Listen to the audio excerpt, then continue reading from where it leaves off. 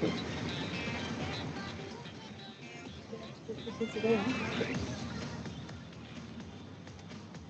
I don't want to close it. See what we do.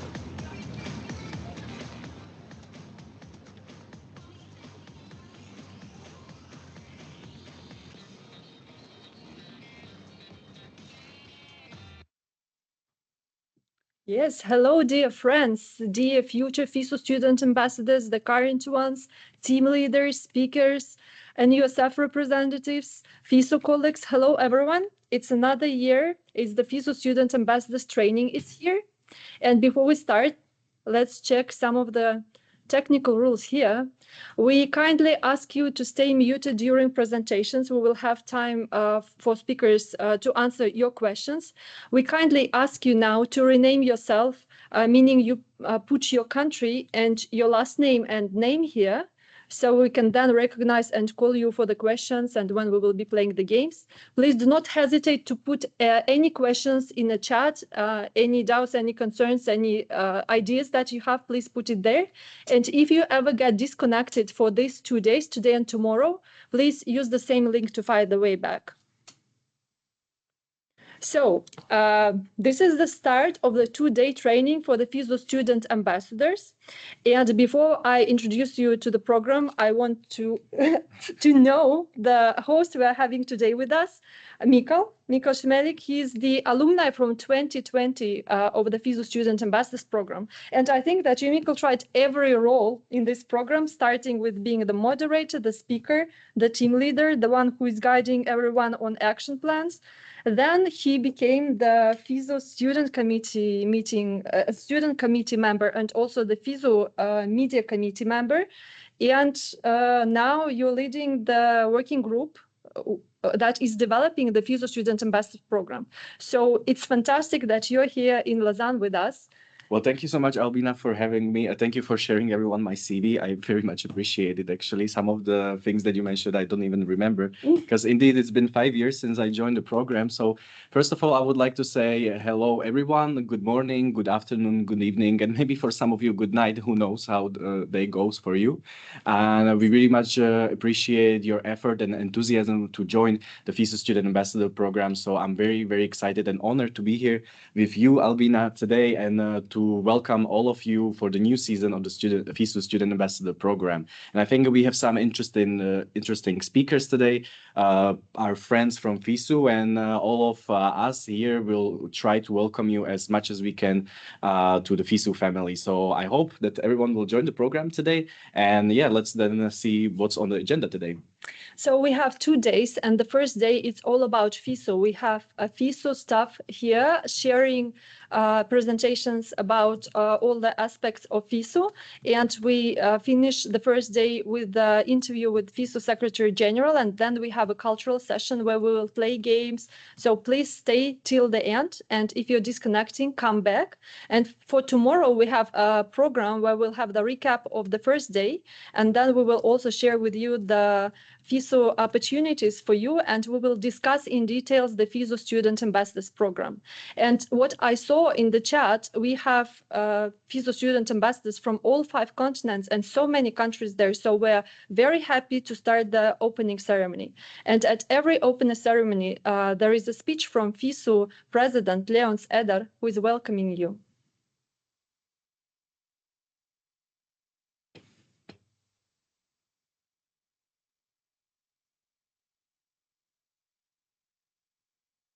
Hello to everybody. My name is Leons Eder. I am a Swiss. I'm the president of FISU.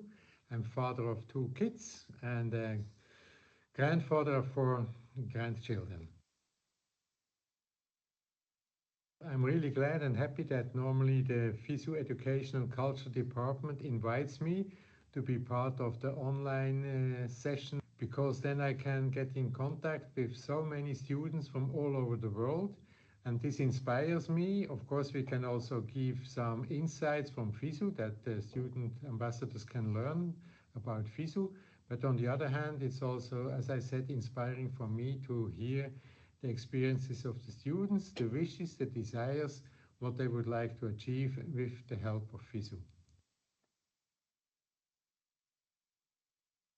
students, they are the core people for all our events, for the programs, for the sporting events, education events.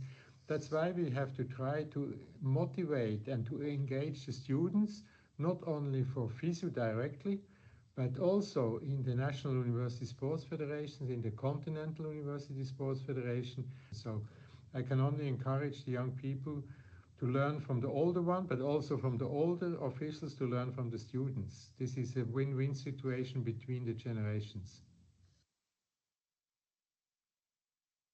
Have dreams, follow your dreams, never give up, remain curious, and just smell the chances and try to get them.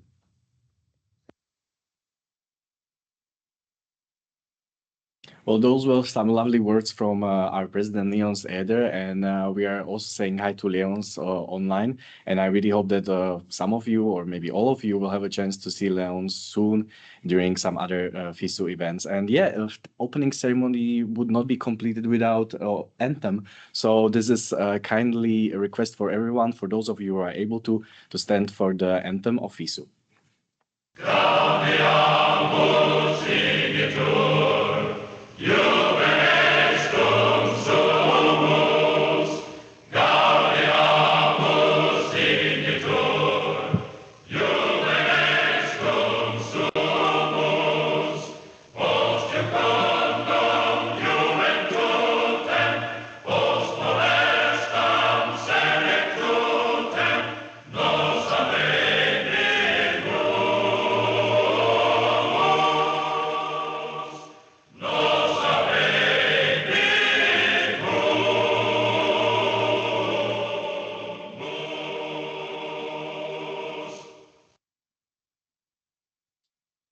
I think Albina that we practice this very well to stand up. It's always a little bit wild dynamics when you have to stand up in a room for the anthem. But anyway, I think this is it from the opening ceremony. And Albina, then what is coming up next? And the next, we are having our first speaker from the FISU Games Summer Department, and it's Joshua Metke showing us the information about the FISU World University Games Summer. But before we start, I really want to introduce Joshua as the alumni of the FISU Student Ambassadors Program, and you will hear about him during 2 days a lot, because he contributed to the program very much. He's the one who introduced the action plans idea and the Springboard program idea, and we're very thankful here. Now he works at FISU, and he will share what he works on with you. That magical switch. Good. Yeah, thank you for the lovely introduction. It's always a pleasure for me to be here and yeah, to speak to you guys. Well, since I was also a while ago one of the student ambassadors. I think I came the first time to FISU in 2018, and then had the chance to come back in 2019. And since then, I've been part of FISU in different functions, and eventually joining FISU here in Lausanne in the headquarters as part of the Summer Games department. And yeah, well, that's the reason why I was asked to tell you a bit what we do about our event, which just happened in summer, about the FISU Summer Games. There will be two parts in this presentation. The first one is a bit generic about what are the FISU Games summer, and in the second part we will speak more about our past event in Germany.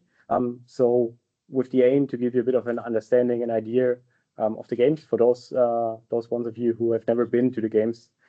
Yeah, I hope you will enjoy. And well, looking forward to connect with as many of you in the next years as possible. So to start with, and to give you an idea how it looks, we brought a short clip about our games.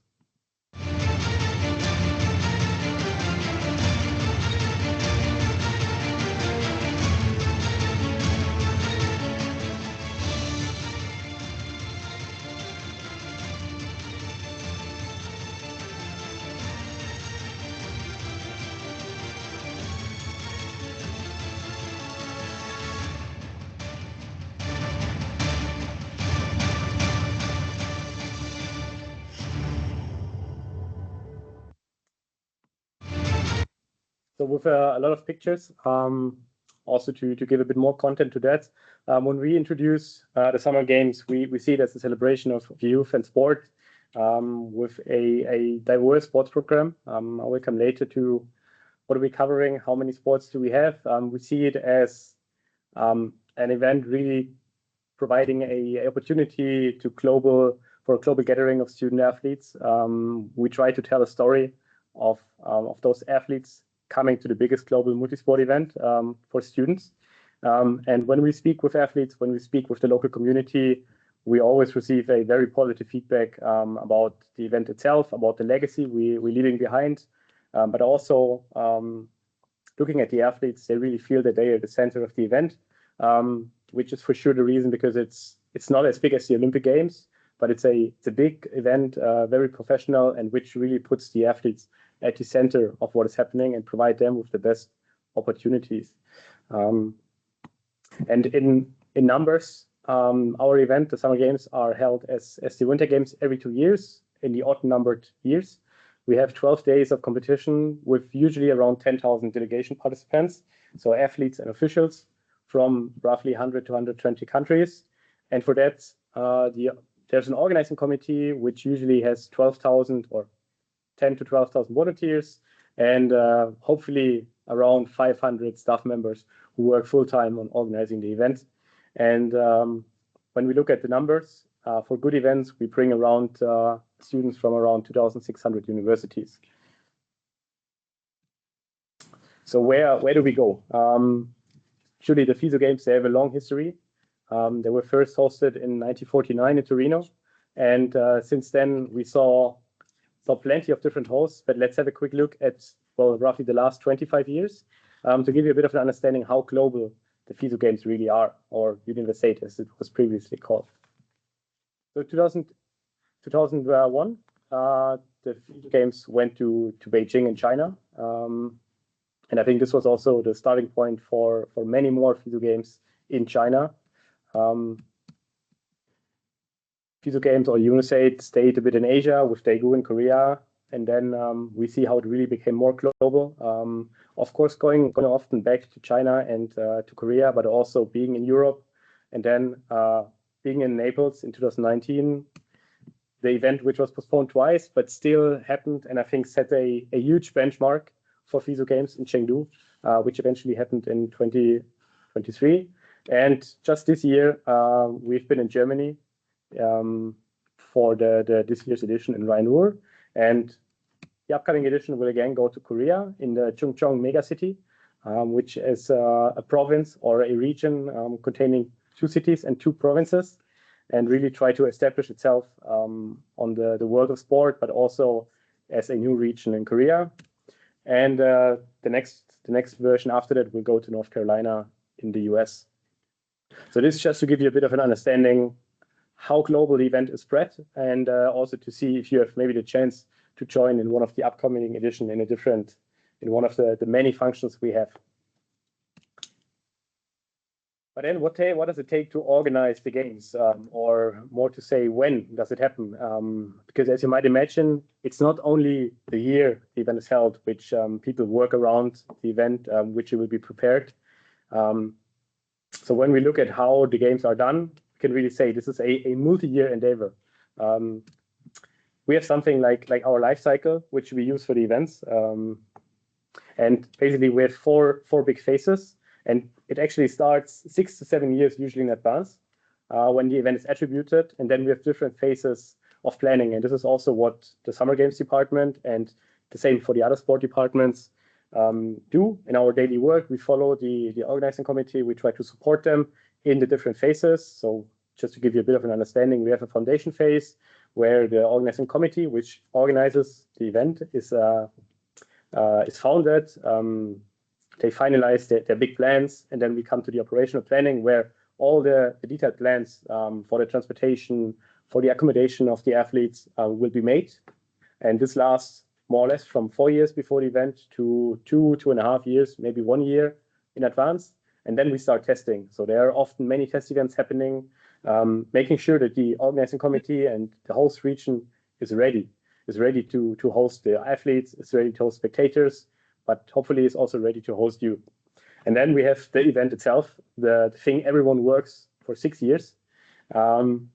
But it's not over after that, because then there's the post-event phase, which we are, for example, in Rhine-Ruhr now.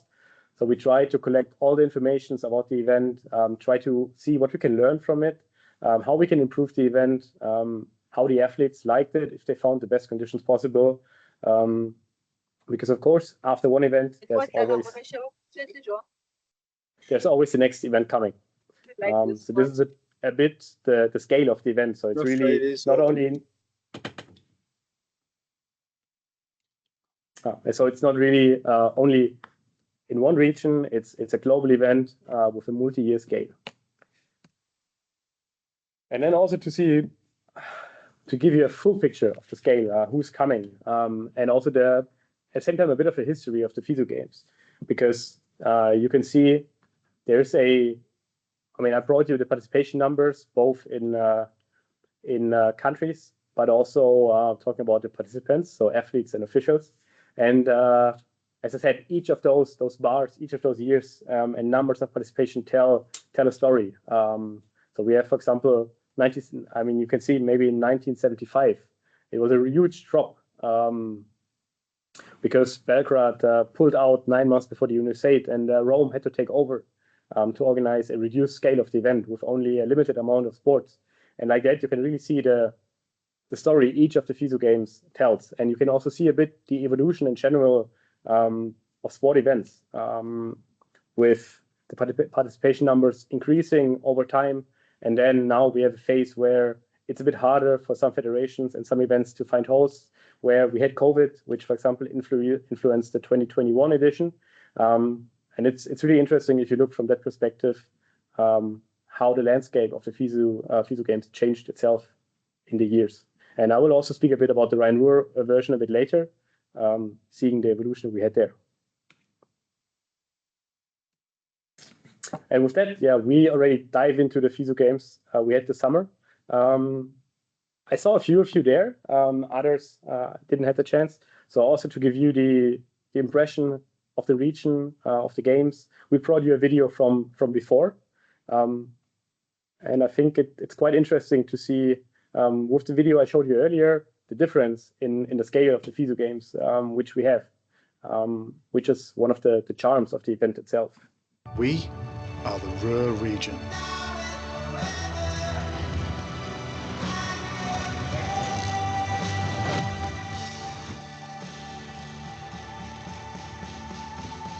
We are the sports festival of the year.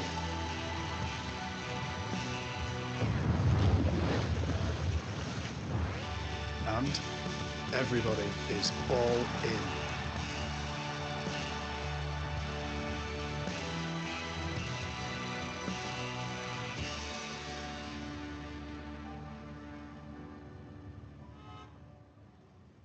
Ik speel met.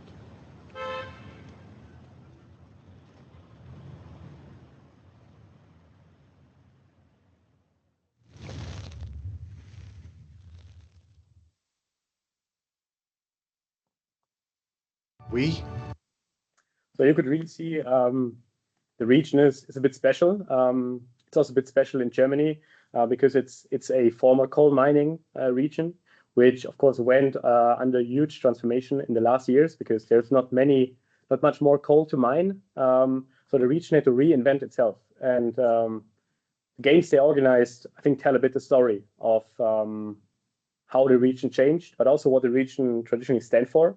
So there's the coal mining industry, the heavy industry, power plants, and now they are a huge driver for knowledge. There are many universities in the region. So what the region embodies is also embodied in the FISU games. And to introduce you some symbols, for example, of the games. One is, of course, the logo. I will come also to the mascot a bit later, but the logo is the first one I'd like to introduce because it tries to embody those different aspects. So Rhine-Ruhr, the name of the region, is derivated from two rivers, the Rhine and the Ruhr, which cross each other also in the host cities. That's how they call the region, and that's also what they try to put into the logo. Because it's exactly that, a connection between fire and water. So fire from the coal mining and the heavy industry, and water from the rivers, which drive the region.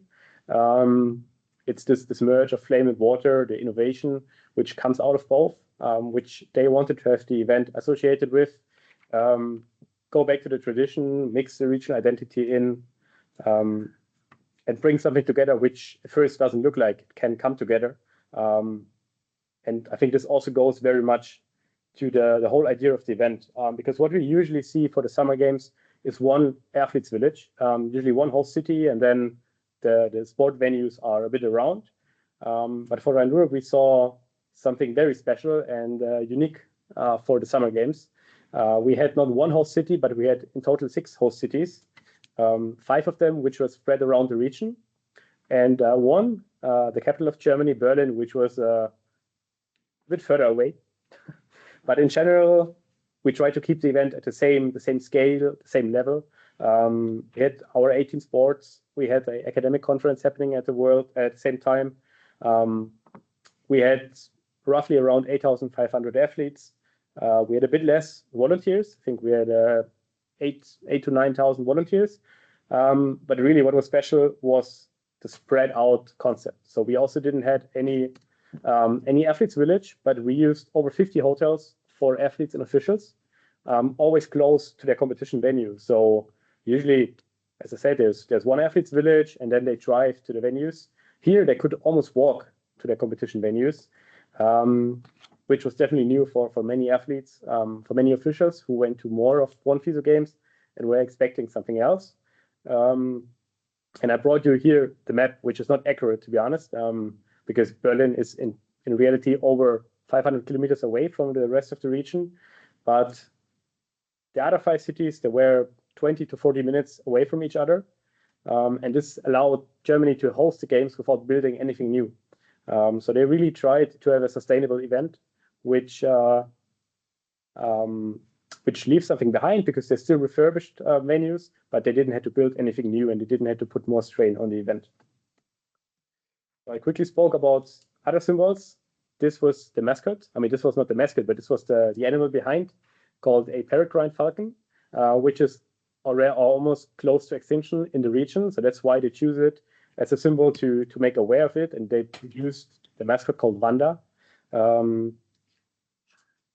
Eventually, it's one of the fastest animals in the world, and they work together with the NGO in the region to really promote knowledge about this animal. And I think eventually, for those who went, we could see Wanda all over the places, dancing and celebrating with fans and athletes.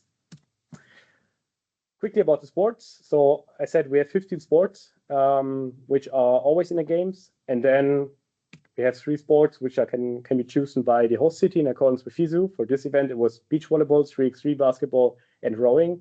And notably, we had the first para sport in the summer games ever, which were wheelchair basketball. And from our perspective, it was a huge success because it was really integrated together with 3x3 basketball. So it was one match, 3x3 basketball, and then the wheelchair athletes followed right away. So the idea of the organizing committee was really to make para sport part of the games, not only to have it as a standalone thing happening. And the atmosphere in the venue and the joy of the athletes really showed that this was the right approach for us. And with that, we quickly come to the numbers. I think before my time is almost over. In total, eventually, we saw 102 countries, which is a bit lower than what we had in the past, but it's also due to challenges with visa, also to a bit of other challenges delegations faced. But we still saw 9,000 accredited delegation officials and athletes. And looking at the gender balance, especially when we look at the athletes, we are coming closer and closer to a very equal split. It's still a bit of a margin, but not much. But if we look at the officials, we can really see that we would benefit from more female officials joining their teams and accompanying them. And eventually, we also had almost 2,000 universities attending, or athletes from 2,000 universities. So I think we're quite happy with the number, with how the event went. And yeah, now we're looking forward to more events to come and to our next Summer Games 2027 in Korea. And that ends my part. Thank you. Well, thank you, Joshua, for being here with us today. I really hope that, well, actually, you were also part of the back in the days FISU Volunteer Leaders Academy, but basically you were also the student ambassador back in the days. And just a quick question, like, how do you remember being the student ambassador? I mean, I really liked it. For once, well, going to Kazan as part of the ambassador, as part of the academy back then, it was a great time for me to meet different people, and then also to come back with the experience of 1 year and to see how back then already the project grew. For me, it was a great experience, and being part of this community is always a joy for me and very rich in experience. Well, yeah, you are continuing your legacy here at the FISU headquarters. So thank you very much for joining us today. Well, you may now leave the stage. Very kindly asking you to do that because we have some other speakers, but it's going to be a little bit different dynamics because they'll be joining online. But before actually we come to our next speakers, I would actually like to point out that 46 FISU student ambassadors were presented in the Rhine-Ruhr games in Germany in different roles. And I would maybe like to motivate some of you who were with us in Rhine-Ruhr in Germany to write in the chat what was your role and how did you find the games, so maybe it can also inspire some others to join us next time. But actually, speaking of FISU games, we also have some other concepts because it's not only about education but also about the sport part, and the other concept is actually the annual and each year happening FISU World Championships. And for that, we will have our colleagues Alejandro Puera, Paolo Sivieri, and Chloe Dragani, who are joining us actually online from China because they are currently preparing the 2025 FISU University World Cup football. And I think I can already see them. So hello, guys. Can you hear us? Hello to China. Good evening, actually. Yeah, almost good night, like you said before.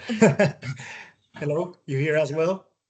Yes, we can hear you. So the stage is yours from now on. Thanks a lot. Give us a second so we can share our presentation.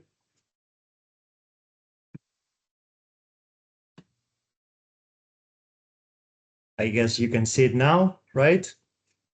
We can see it all loud and clear, so the stage is yours. Perfect. Hello, everyone. It's great to be here with you, although it's a bit late for us after a long day of preparations here from Dalian in the north of China, northeast. And we are glad to present to you some information about the championships and World Cups.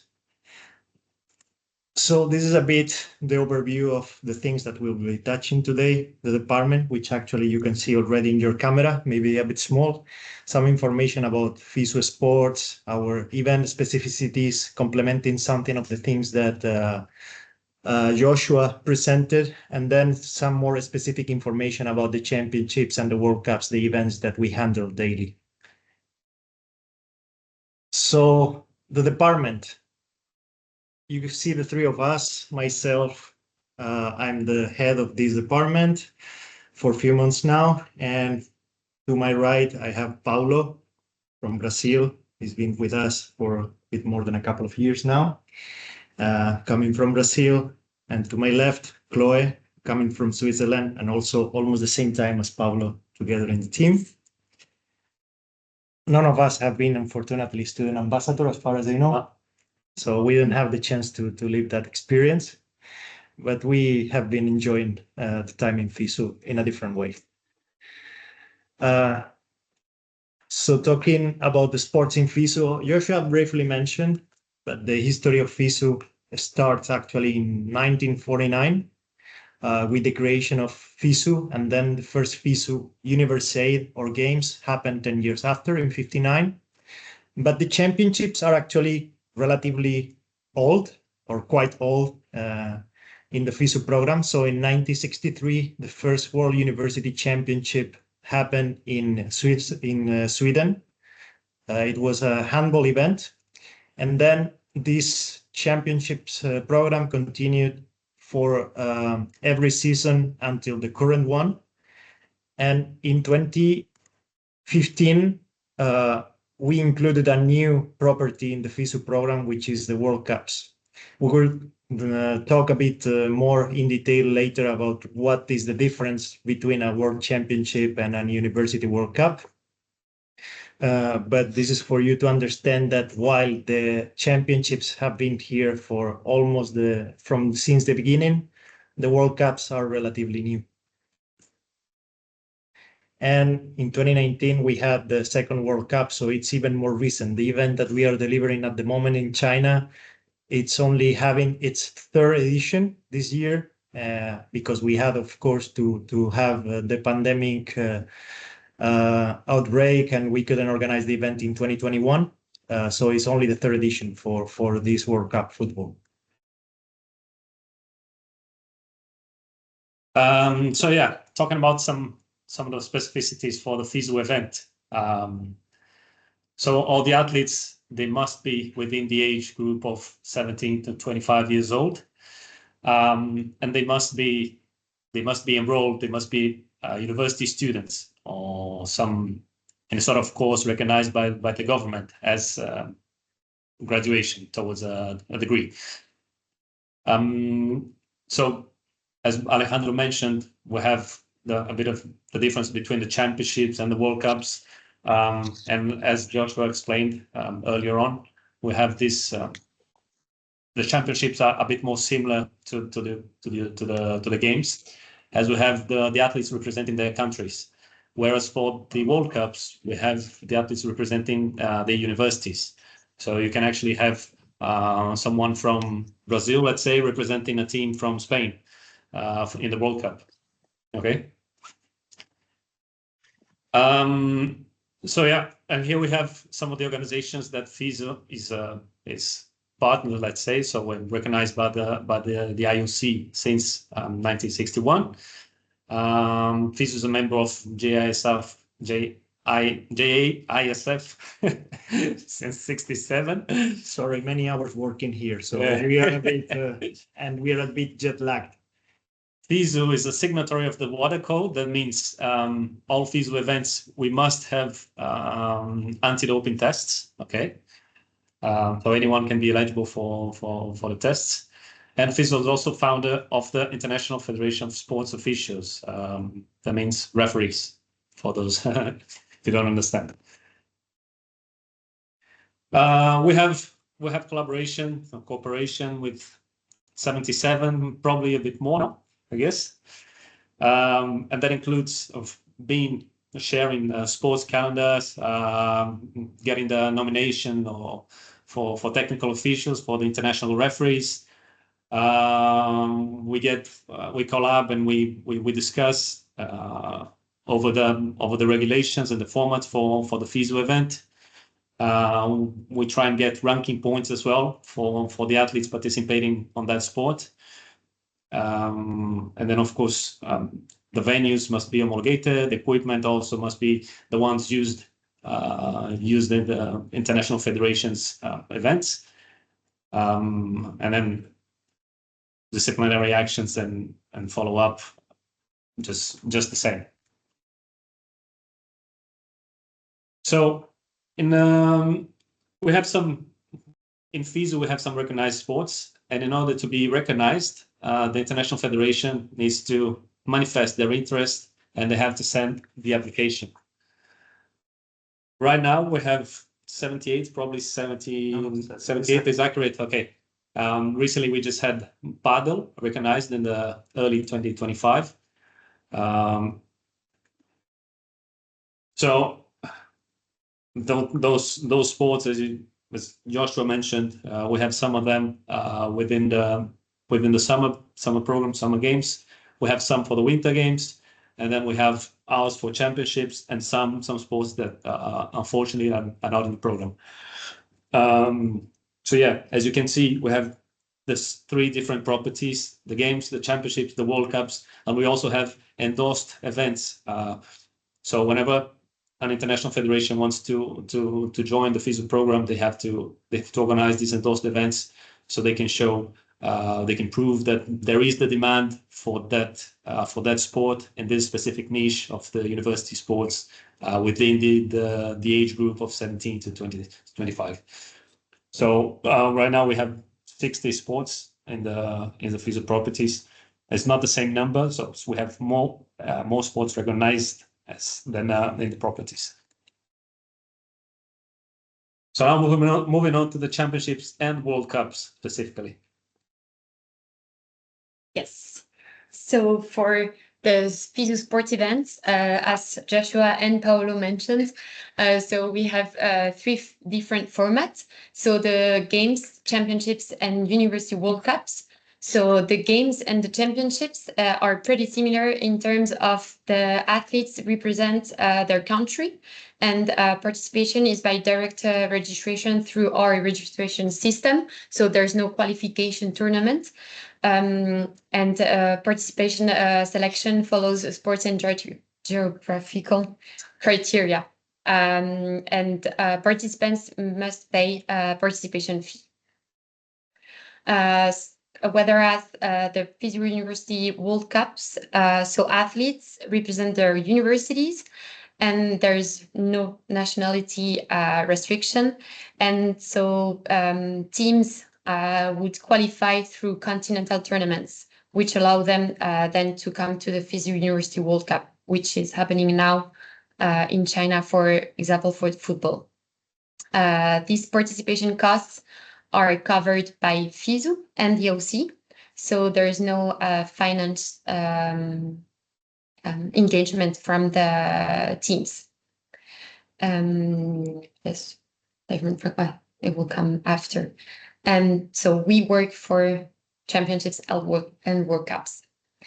So championships are held every 2 years and even numbered. So it will be next year. We will have 25, more or less 25 events, which are single or multi-sports. For example, we have cluster events such as beach games. We have beach volleyball, beach soccer, beach handball, beach wrestling all together. And we also have combat sports, and we also have mind sports. So some figures about the championship and World Cups. It represents more than 5,000 participants, more than 90 countries, and also a lot of volunteers, so the events can happen. So giving more details about our program, for instance, for next year, what Chloe mentioned about the cluster events, you can see here the list of all the sports that we cover in championships and World Cups. You can see beach sports covering the 4 sports that she mentioned. You can see combat sports, in which program we have 3 compulsory sports, which are wrestling, karate, and Muay Thai. And the organizing committee have the opportunity to choose up to 2 sports, combat sports, of course, recognized by FISU. In the next edition that will be organized by Brazil, it will be Jiu-Jitsu, which is kind of a national sport in Brazil, and Wushu, which is, let's say, the combat or the formal way to denominate the Kung Fu. And then we have also mind sports. And you can see the list of all the other sports that are organized individually, each of them as a championship by a different organizing committee. So you see that for next season, we have planned 24 events covering 31 sports. And on top of that, we also have the World Cups, like the one we are having here, football. And in a couple of months, we will have also the 3x3 basketball World Cup that will happen in Brasilia. So the football World Cup will happen every second year, actually not in the even number years, so in the odd number years, so the same years as the games or universiades. While 3x3 basketball is the only sport in FISU which is organized every single season, so every single year, I mean. So we have every year 1 edition of 3x3 basketball. And here are some figures from our last season, because we present like the general average, but these are the accurate numbers we had in 2024. We organized 22 championships covering 27 sports. That year we didn't have, for instance, combat sports. We didn't have a host. We had events in 22 different countries and 82 different NUSFs or countries participating. More than 5,000 participants, almost 4,000 athletes, more than 2,000 universities. And we are paying a lot of attention, of course, to the gender balance between men and women. And we are not far from having 50-50. So this is very, very satisfactory for us. And we will keep working to try to have same number of disciplines and same opportunities for men and women to compete in our competitions.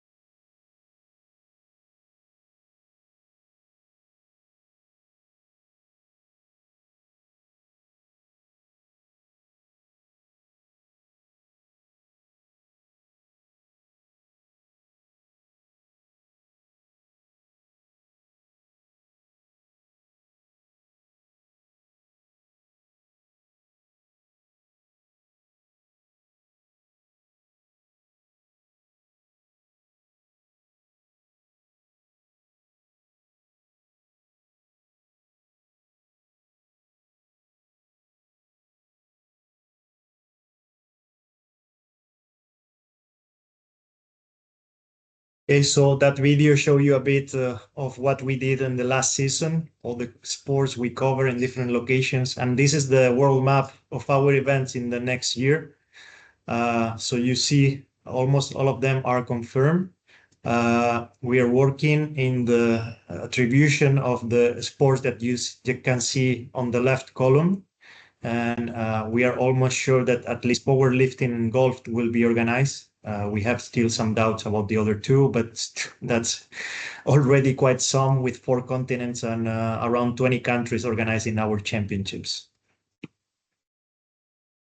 And to finish the presentation, would like to speak a bit about what is the FISU role and responsibilities when organizing these championships. A bit like what Joshua explained, our role in FISU is basically trying to provide support to the organizing committees, guide them, provide with the regulations and guidelines, and supervise them, accompany them through the process of organization. Of course, we also have to be the link with the international federations, making sure that our competitions meet the minimum standard for international events. And we cooperate with them in order for our competitions to be officially included in the calendars of each respective international federation, and also to appoint the referees and all the technical staff that is required for the event that is not coming from the national or local level. Then we have some operational part in addition, which is promoting the event, of course, trying like assisting in the whole registration process, and especially paying attention that all the athletes participating meet the eligibility criteria that Paulo explained before. So active university students and under 25 years old. And through our marketing and media departments, we try to cooperate with them as well to improve the visibility of these events. The organizing committee role, on the other hand, is mostly about planning the whole event, delivering the event, and putting in place all the resources, financial, human, and any other kind of resources necessary to carry out the competition according to the standards and expectations we have, that are based, of course, on the requirements of the international federations and the particularities and goals of FISU. And they are also in charge to involve their national federation to deliver that event and of the promotion, of course. And this is our last slide. So this is, like Joshua explained, what is the the roadmap, let's say, for the organization of an event. In our case, it's more or less between 4 and 5 years. So since the opening of the bidding process to the attribution, the stage of planning of the event, cooperating with organizing committee in implementing different plannings, into following the indications and having a competition and all the services around it, to the delivery of the event. And of course, even if it's not specifically included here, we also carry out a final evaluation after that. And we try to improve every edition by revising our regulations and guidelines, and by providing a transfer of knowledge from previous organizing committees, and to try to provide some key recommendations to the new organizing committees. So that was it from our side. Happy to answer any questions if they might have. And if not, it was great to share a bit. Yeah, if Albina allows as well, yeah. And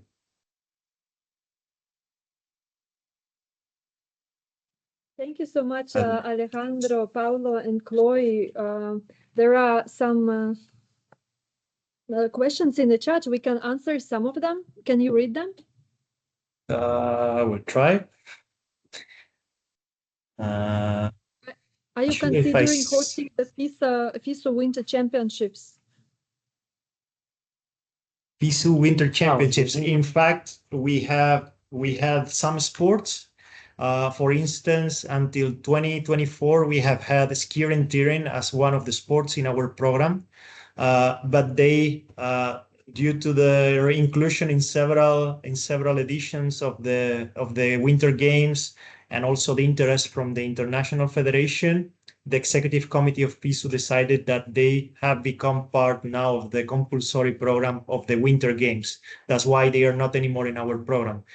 We still have speed skating, long track, because one particularity in FISU is that the sports that are included in winter or in summer are not part of the championships program. So we don't have one, let's call it one sport in two different properties. The only exception to that rule is the optional sports that organizing committees can select. For instance, Joshua shared with you that in Rhine-Ruhr, it was organized beach volleyball, rowing, and 3x3 basketball. These three sports are part of our program, two of them in championships, one in World Cups. The organizing committee had the option to choose them, and they did. If that's not the case, one sport cannot be two times in two different properties. And that answers also the question of why badminton is not another sport. It used to be a sport in championships several years ago, but then they were very interesting, very successful, and the International Federation requested the executive committee, and it was approved, and then they were moved to, this sport was moved to the games. Very expected questions, the next two. How can ambassadors, FISU student ambassadors, contribute to the event as OC, volunteers? So I know that you see many of them in different roles. So these are the questions about this. Yeah, well, I mean, I know that FISU, ourselves, we try to involve somehow our ambassadors or our sorry, I don't have the name, like our media volunteers or that the young reporters, thanks, to involve them in their national championships, let's say, in the championship that are hosted by their nation. To become part of the organizing committee, we have the list of organizing committees, and it's more a decision of the local organizing committees if they want to count on you. It's not a new thing. We see quite often former student ambassadors being part of these organizing committees. But in fact, like I said, is the local organizing committee is in charge of delivering the event. So we don't give indications that is mandatory or not to hire certain people. They are free to choose what kind of structure they want to have. But I definitely encourage to try to reach them. Our program for the next season, for instance, is published in our website. And I'm sure that you can easily reach out to these organizing committees because also the information, the contact information of those organizing committees is available in the website. So if you are interested, try and reach them directly. And if we can help you in any way, let us know. Thank you. And we'll leave this question and also the last one for tomorrow's presentations about the opportunities for the FISU student ambassadors. We will share more information about it. And we thank Alejandro, Paolo, and Chloe for joining us with a huge time difference from another part of the world and for supporting the program. Thank you so much. And thank you. Thank you. Good rest of the day.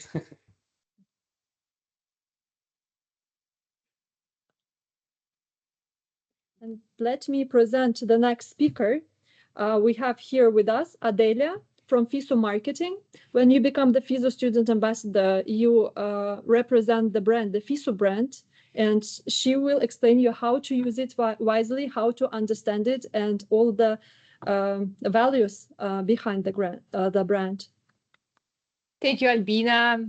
Hello, everyone. I'm absolutely delightful to be here today. It's one of my favorite program in whole FISU non-sport events because it's a real chance to talk and to see the real bright eyes and to talk to you and to understand how the next generation is living and to actually not only this but also to work with you and to see how much you can help FISU to spread our values, to spread our brand awareness, and to be part of this movement.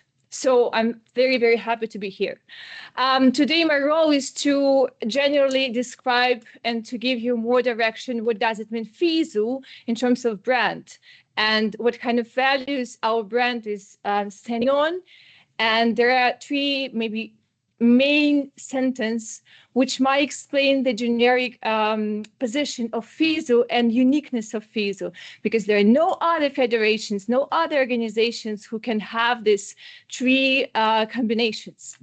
First, we outreach to universities and students globally. So there are no other organizations who can talk to the university students, and not only university student athletes, but in general to university students. We perform globally. We have events, as you saw from the previous, from Alejandro and from summer department, that we have events absolutely everywhere. There are no continent without FISU events. And what is maybe the most important, that we promote friendship. We promote, and we will talk about this a bit more later. Again, FISU identity, of course, is university students. Most of you would think that it's not. It's mainly university athletes, but I would argue and I would say it's still university students. We associate ourselves not only to athletes, but all students around the world who are actively involved, of course, to the student movement, sport movement. But also we have a lot of educational programs, as you know, and other activities who can give us the chance to say that we talk to the whole student movement. What we try to keep, and I think it's a big difference to a lot of nowadays organization associated to sport, is that we associate ourselves with the clean sport and health. We never been involved to any big scandals, any problems related to our reputation, which is we're proud of, and we wanted to keep it for long. We have our values, which are excellence, teamwork, innovation, joy of sport, and integrity. And I believe we do share these values with the modern generation. Because when we were working on our new brand, we understand that this is the most important values for the new generation. And what is also important, we never have FISU never stops. We have events all around the year, and we have, as you know, all our programs. We have the period of championships, games, and in between, we have regularly different educational programs. Again, brand positioning. Very quickly, we want to highlight that we are connecting sport and education. If you think maybe any other examples from your organization, from your countries, from your cities, from any other relevant places, you probably would not find the same examples as FISU. So that's why for us it's very important to, when you will be our representative, our main ambassadors, and you will give presentations, always highlight that we are not only sport, but of course we stand on sport values, but we are also education. In 2020, we did a big job in our rebranding process. And now from 2020, we have new brands, and that's what you see right now everywhere in all our communications. And later on, I will explain you what is behind this brand, what is behind these colors and the shapes. But what is important to say that since this 2020, for us, we centralized FISU in the center of our, in the position of our all activities. What does it mean? I will also explain. And my last let's say, general information, how we see our FISU persona, our FISU main target. I believe I'm actually explaining your portrait, because it's 70, 25 years old boys and girls, no gender differences. We're absolutely open to any social classes, of course. medium high level of education. What is important to highlight that we're trying to be very tech savvy, and our main persona is very tech oriented, and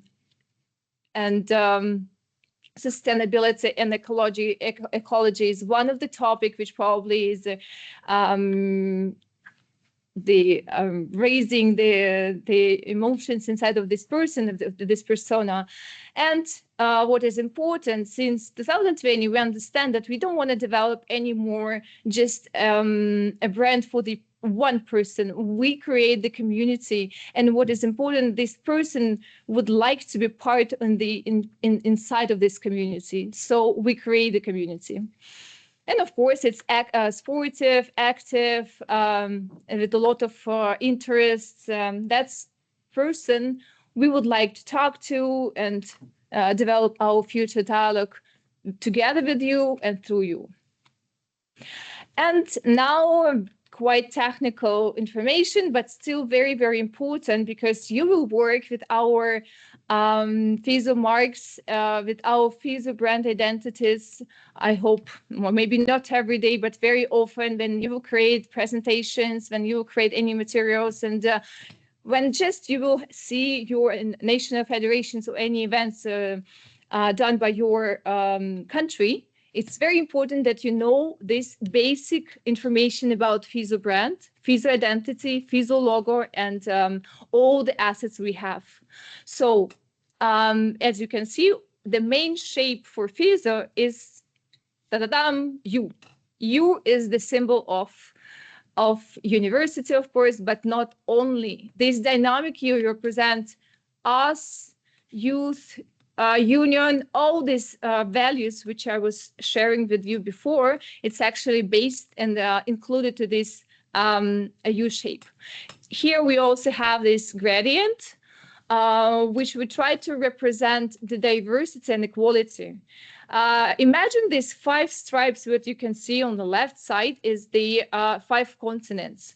But then when you come to the event, when you're part of the FISU, any of the sport and non-sport events, you are FISU. You're not only anymore represent just your nation, your race, your country. You are part of this diverse and very colorful world named FISU.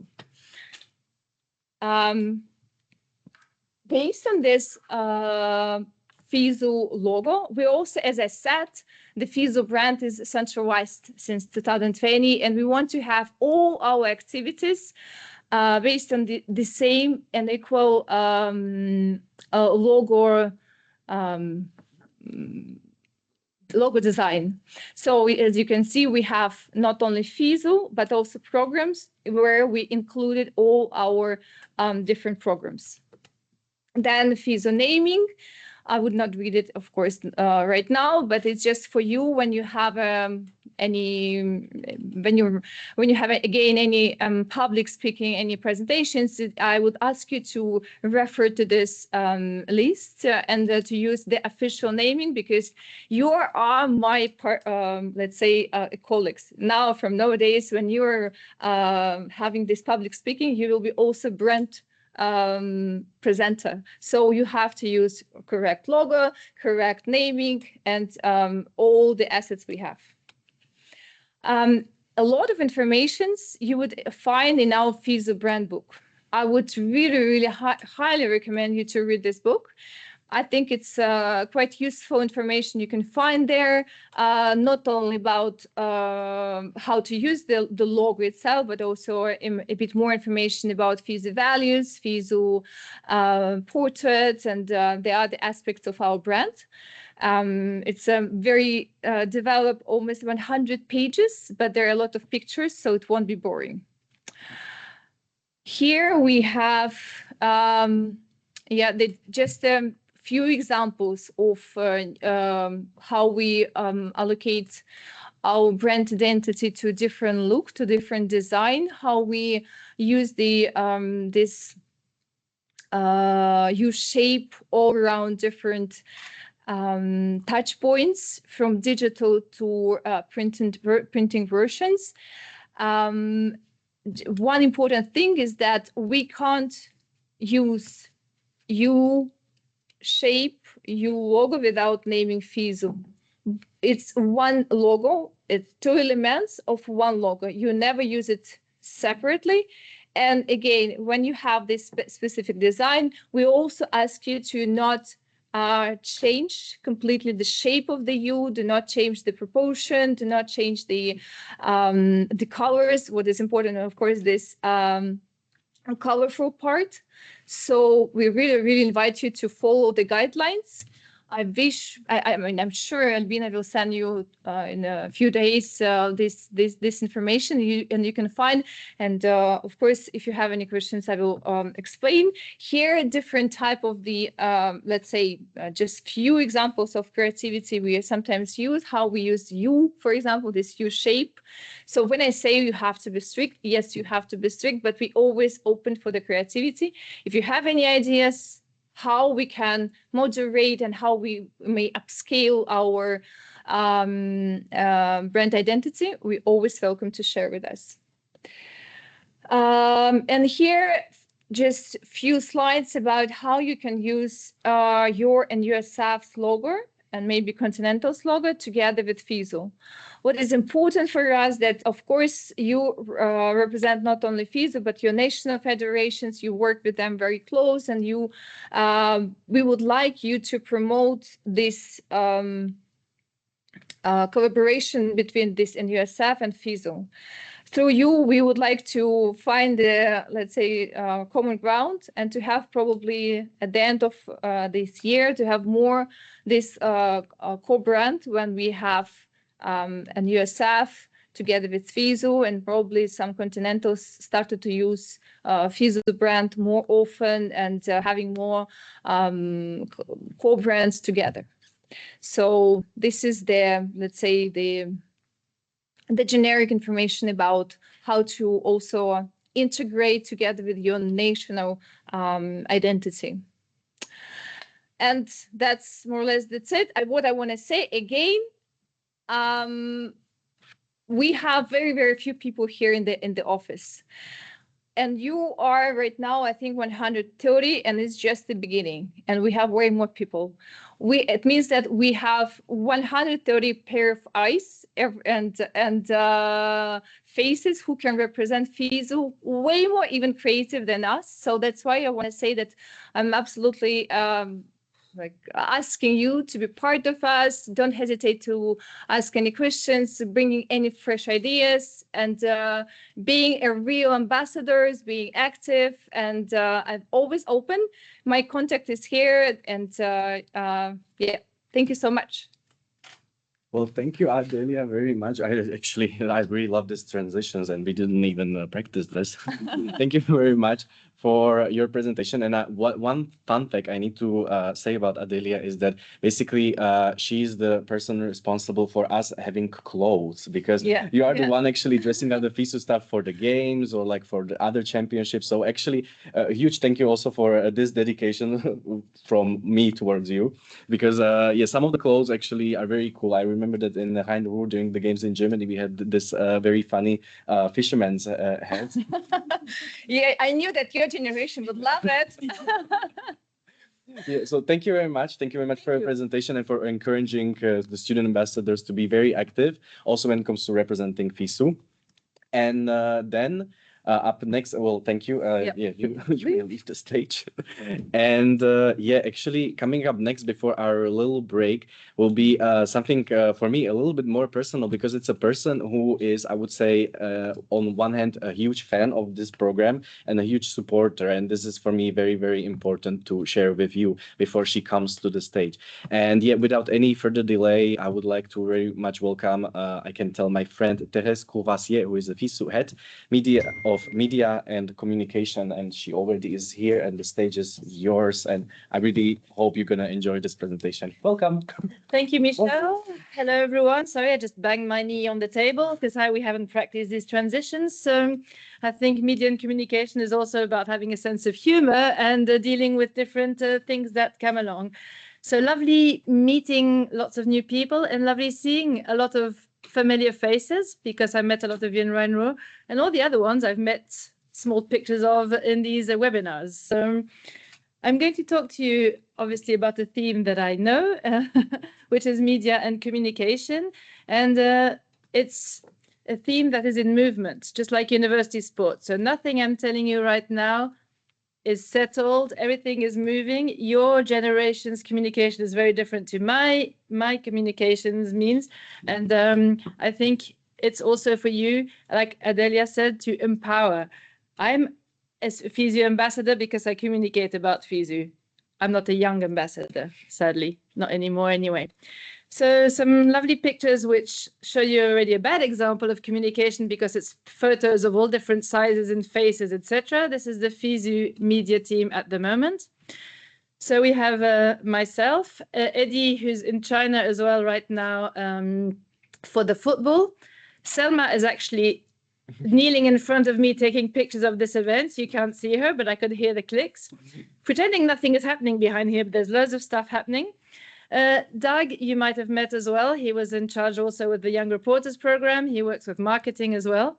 And we have Xiaohan, who is a Chinese social media manager. And that's very useful because, as you know, it's not only another language, it's a whole other way of operating. So it's very useful to have her helping us. And then there's FISU TV, which is, as I'll explain later on, a little bit in transition at the moment. And we have two guys here doing production and also distribution, etc. Yeah, very sexy slide. Sorry, lots of writing. But our role, we have a day-to-day life at FISU, and then we have to, or we want to help organizing committees and events. My idea is always to co-construct. FISU is the world leader with the International University Sports Federation, but we are a partner. We want to work hand in hand. So every day there's general communication, which is proactive, which was strategic, which is like me talking to you today. Bon appétit, Bruno. Media relations and inquiries. Sometimes people have even heard about FISU and want to know more, so we have to assist them. Member assistances and inquiries, and I would love a lot more of that. I'll come back to that later, but I'm counting on you guys to be a great link between us and the National University Sports Federations, who sometimes seem very far away, even if sometimes they're not. We have to keep up the FISU guidelines and minimum requirements, so the rules in a way. Troubleshooting and solution, and crisis communication. Hopefully not too much of that, but that's something we have to be prepared for. For example, in the recent Rhine-Ruhr games, with the participation of students from Israel, we were worried that some people might not enjoy it or might not like it. Neutral athletes from Russia as well. It's things we have to be prepared for, so that communication at least is organized and we know who's going to say what. For organizing committees and events, sharing the guidelines, we co-construct media services and platforms. And I'm telling you at the moment, with Dalian and China, it's a bit complicated. We send them what's the minimum requirements, but then things get lost. We try and communicate via screens. It's not always the easiest. But I just want everyone to know that we're human beings. We're here. We're not teachers. We don't give grades. And you can improvise. We can go from plan A to plan C or plan M even. Everything will work out fine. We just need to be flexible. Let's remember we're about sports. You know, we have to be a bit in movement. Co-construct the Young Reporters program for FISU Games. That again is a program that's existed, that could be a bit old-fashioned, and that is in movement and that is changing. And hopefully you guys can be involved with that as well. We co-construct communication promotion, collaborate in content creation, and we monitor and do the reporting stuff, which is not my favorite. Now, editorial and press. Lots of pictures here. The way FISU functions at the moment is having the FISU.net website, which is more the institutional communication, which is where you find the rules, where you find the addresses, where you find anything strict that everyone needs to know. And social media on the other side, where you have the fun, the games, the action, etc. Then we're also in charge of the editorial and the press, so press releases, press conferences, and the Young Reporters program. I'll come back to the Young Reporters program, but what you see on the right of the screen is extracts of articles written by the Young Reporters during our latest games. And you can see them also there interviewing student athletes, being like real journalists. So FISU.net, LinkedIn, and X, these are our channels for the institutional news and the information. Of course, LinkedIn is great to build new connections. I hope you'll be all very active on there. There's also going to be a joint Young Ambassadors LinkedIn page that you'll hear about later on. Thank you, Joanna and Selma. So it's great to build new connection. And this is definitely what FISU is about, because people go and compete, but people make friends, or at least connections for life. And we've seen many businesses of people that were started together by people who actually met alongside a court or in a canteen or traveling or waiting, I don't know. So, and then X is just great for fast sharing, for example, results. Sometimes if the organizing committee is struggling with their website, they only have volunteers, etc., then we can get the results quite fast onto X. So please send your press releases or anything that your NUSF does on an institutional side, send it to us. We might be able to use it, we might not, but at least it's keeping the information flowing. That's something that we struggle with. Okay, I'm going to go a bit faster during that, but during the FISU events, the organizing committee is responsible for the extensive coverage of the events. So on their website, they have the news, they have results, they have quotes, they have photos, but of course we tell them what to do it and how to do it, etc. I think you can still go onto the website of Rhine-Ruhr and still see quite a lot of great info that they did, and they had a media info platform where I must say the journalists could almost watch the games from their couches at home, because they had everything, all the information, all the fun, etc. And then we share a selection of articles written by the young reporters on our website. But of course, we try and give as much traffic onto both. So we co-construct with them and we amplify what happens. And outside of FISU events, well, there's a day-to-day business, which can be like what we're doing today. I'll write an article about this as well. Different meetings, different trips. It's true that all sorts of FISU members from the executive committee, our president, our secretary general, they're doing a lot of political and strategic visits. And then there's all our other programs like Healthy Campus, and we keep in touch with some of the young reporters who still carry on writing articles about the NUSFs. So again, if any of you like writing, think about pictures, also on the old school format for me, like the website, so landscape, etc. I'm happy to interact. Any fun story, any trivia, anything from day to day, I'm more than happy to try and see. We want to be the beating heart of what's happening. And as Adelia says, there's always something happening in the university sports world. So EDUS, the International Day of University Sport on the 20th of September, is the day of celebration. But there's 364 other days, guys. So give me some content, please. So Young Reporters program, in a nutshell, this could change, but the idea is that it's journalism students who come and cover our games. They're selected, they need to speak good English, they need to be the same age as our student athletes, and they can apply for the program. We try and select a wide variety, men and women from all countries, and have 6 or 12 young reporters also from the country that organizes the games. We try and get them to stay together. I was going to say to sleep together, to stay in the same hotel, to have fun together, which is definitely very important. Yes, Michelle, you can laugh. And we want these people to enjoy the games and to have the real experience of a journalist. So we're not taking them from A to B. We're not helping them the whole time. They need to get around with their accreditation. They need to see the mixed zones. They need to go and meet the people.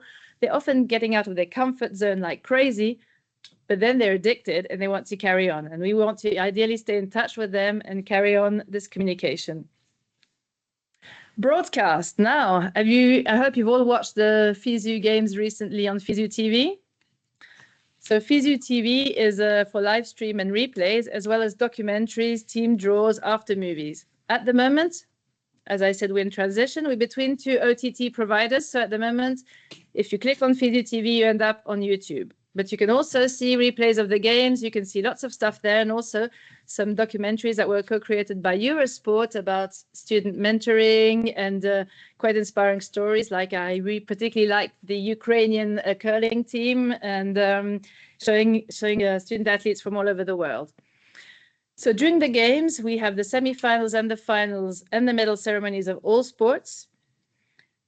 of all team sports, and then the funds of the individual sports and ceremonies. But sometimes we try and provide some other rounds because not all countries reach the finals, and they often want to see their friends or see their teams and cheer for it.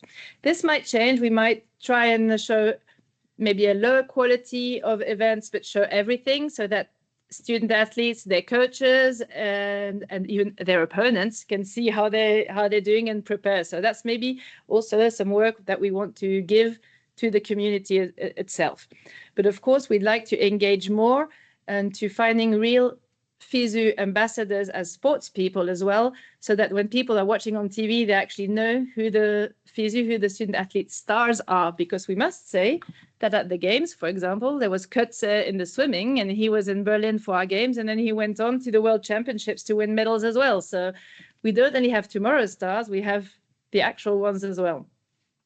And then what FISU does as well is some news packages, some highlights, some interviews and replays, and we send them to different TV stations, etc., to make sure they get the coverage, they get the info, they get the footage, and they can follow up on university sport and trying to bring it on the same level as all the other sports events happening in the world, and we know there are many. Social media, now that's your language, and that's Selma's as well. Of course, we have LinkedIn for the more corporate and institutional info, but sometimes LinkedIn can be fun as well. But let's all be there, and you can add that to your FISU student ambassador on your own LinkedIn. That's part of your CV now. We have Facebook, TikTok, and Instagram for entertainment. We're happy calling out to any TikTok specialist here to help us follow the trends as well, because sometimes, you know, even though my colleagues are a lot younger than me, they're still a bit older than you. So we want still to be in touch with our communities. And then X as well for direct and institutional info. So yes, you already have a role to play on social media. Please promote FISU and FISU events on your own social media, but maybe on the social media of your NUSFs if you are already in charge of that, or ask for collabs or send them info. You speak social media every day. That's your language of your generation. So speak it with FISU content as well. That'd be fantastic. And act as a bridge between FISU and the different Unisport actors. #Unisport. Create content, which is we ask for the International Day of University Sports to some of the student ambassadors to say Happy International Day of University Sport in their own language.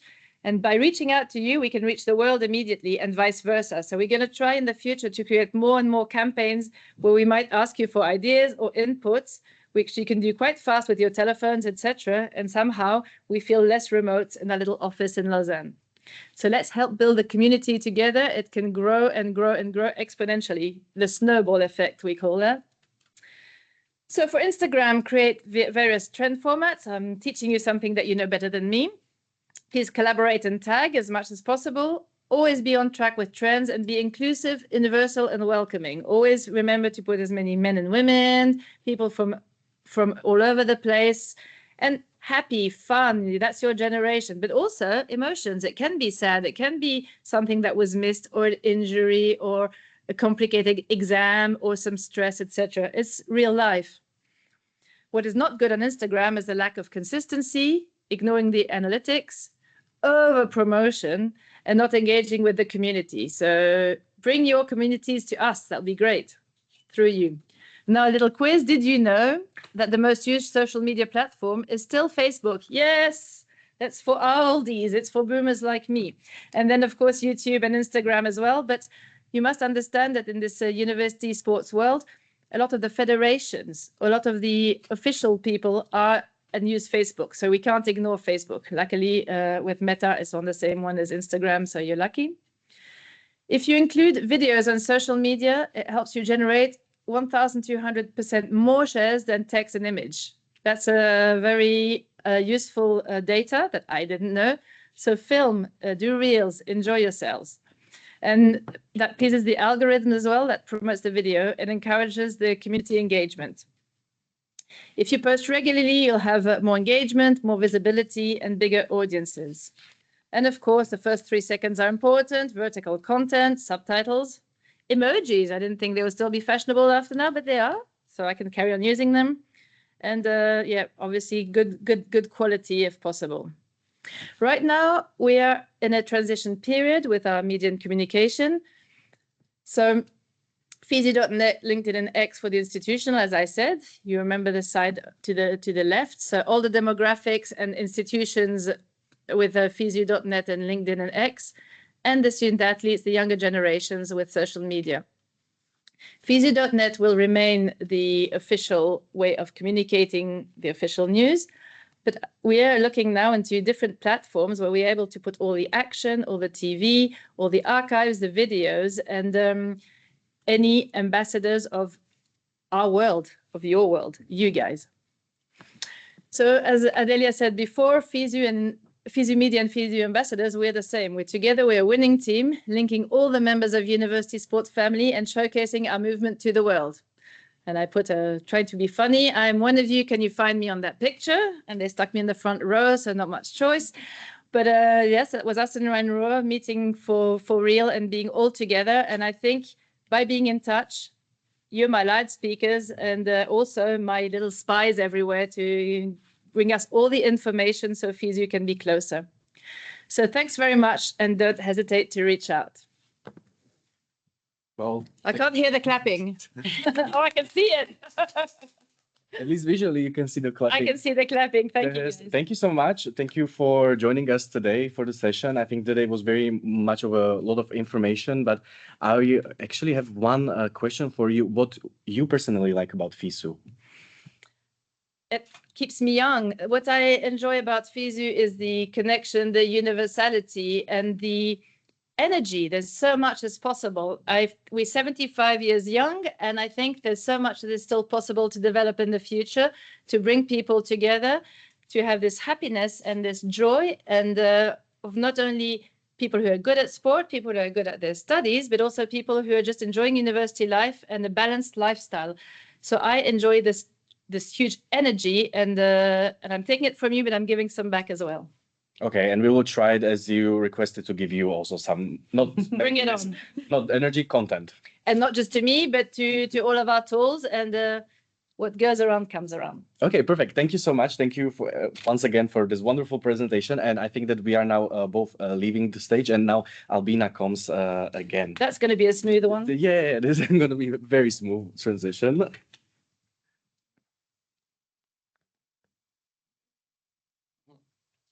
Hello. Not Albina.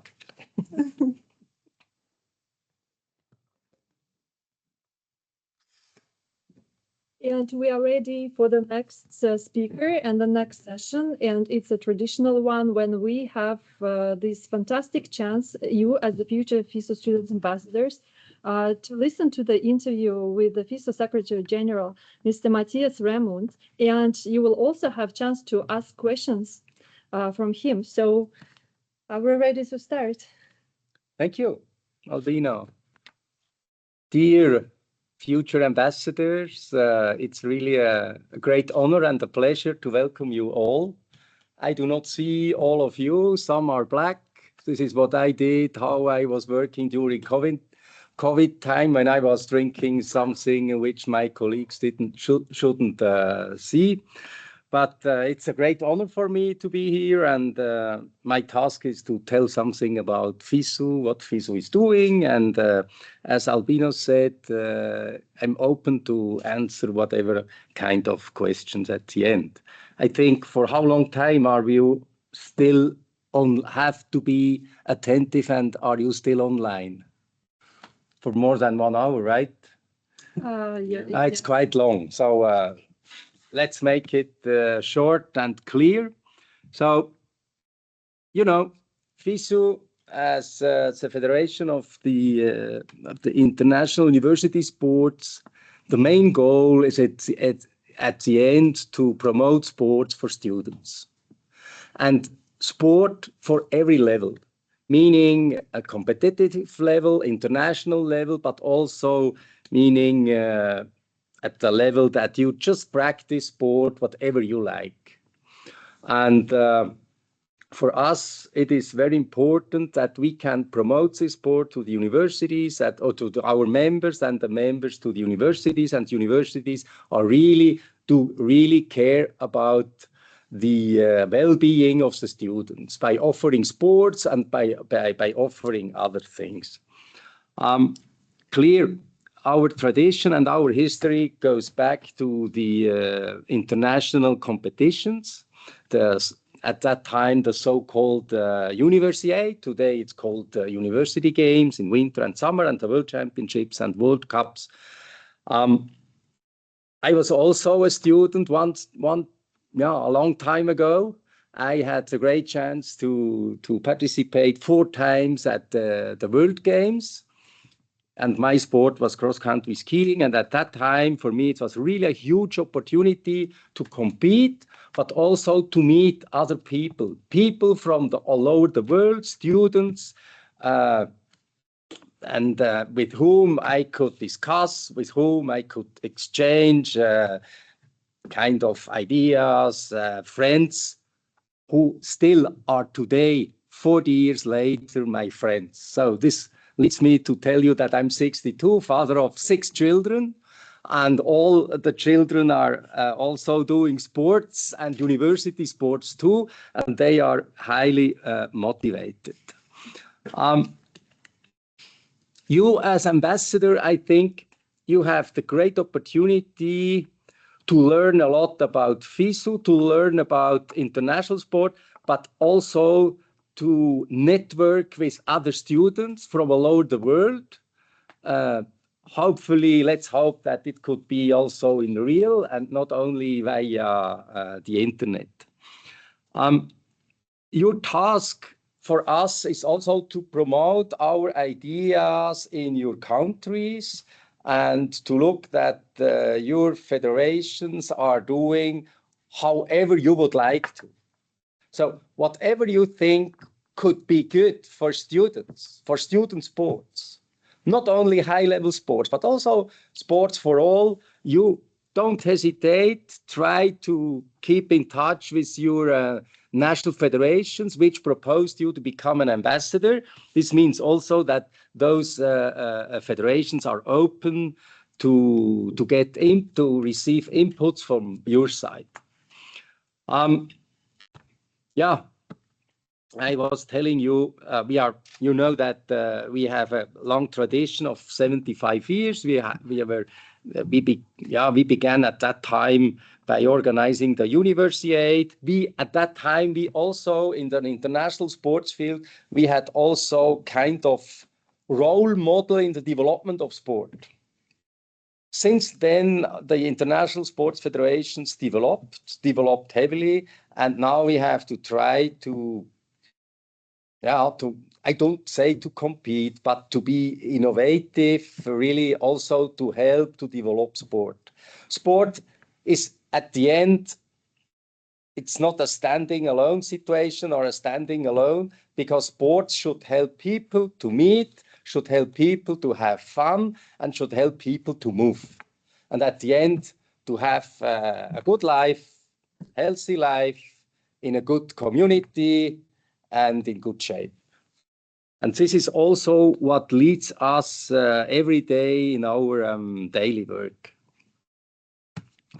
We had this year, just to remind, 2 fantastic games. One in Torino. I think, Emma, I see you remember very well. And also in Düsseldorf.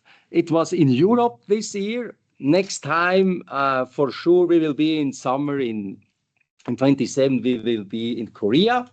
And we are looking that we also can go somewhere in Asia, also for the Winter Games in 2027.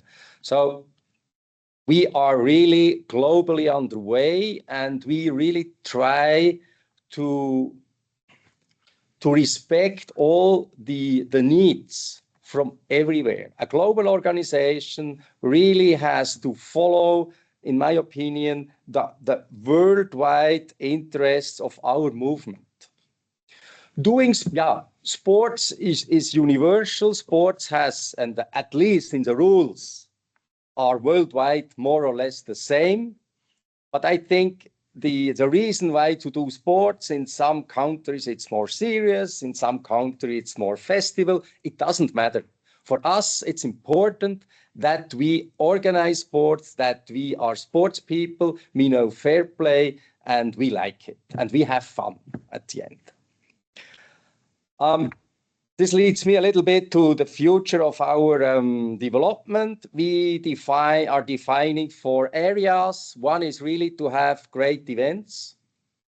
Great events meaning in competition, but also for the students attending, just that the students have fun and can compete or can measure or can meet. And for university sports is at least the same, at the same level. It is important that the students can meet and can talk to each other and can have great evenings, whatever. Then the second one is the education. We have in our title, the world, the FISU, the Fédération Universitaire or du Sport Universitaire Mondial, means we have university in our name. What does it mean? It means that education is also important and that we give students, ambassadors, the opportunity to develop also themselves. And we are planning we have some ideas, and we are planning in about 27, 28, the FISU Master, really that would lead or help students or to give students the opportunity to learn a lot about the organization of international federations, not only FISU or national federations, or also to learn and to learn how you have to do by organizing international sports events.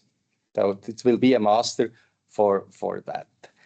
The third area, I mentioned it already a little, is well-being. Well-being for students. We have with our program of Healthy Campus, we almost have 200 university which attended the label, got the label. And it's a huge room to improve and to grow. And I think with this program, we give the universities really the opportunity to look and to care about their students, in their welfare, in their well-being, and also in their personality. And the fourth area is sustainability in all the dimensions, in environmental, but also in the social area, and at the end also in the economic perception. So this is a little bit the plan how we will develop in the future. Next year, in 26, it will be an even year, and it will be the year of our World Championships, more than 20 in all the in important sports, which are not disciplines or sports of our games program. And we will hold also 2 World Cups in football and also in 3x3 basketball. Yeah, this is a little bit what I would like to say. It's in a short row what I said, but I think that for you guys have the great opportunity to learn more about FISU, to be attached at our program. We are here for you. You are also in your countries ready to help FISU to develop. And my motivation to be in FISU is really to help young people, or to have the young people who is like sports and the whole development of universities, for students, whatever, that they do the same as I had years ago when I was at your age, and what I could take with me, the long life, of the long way of my professional life until today. So this is thanks a lot again, and thanks that you are participating, and at the end, have fun. Thank you. Thank you so much. We have 115 future FISU student ambassadors listening to you, and it's a great chance that they can step in and ask their questions. Some of them were collected during the previous midterm. You can raise your hands. We received some questions in advance, so Diana, if you can step in to ask your question, that would be great. Diana from Kenya.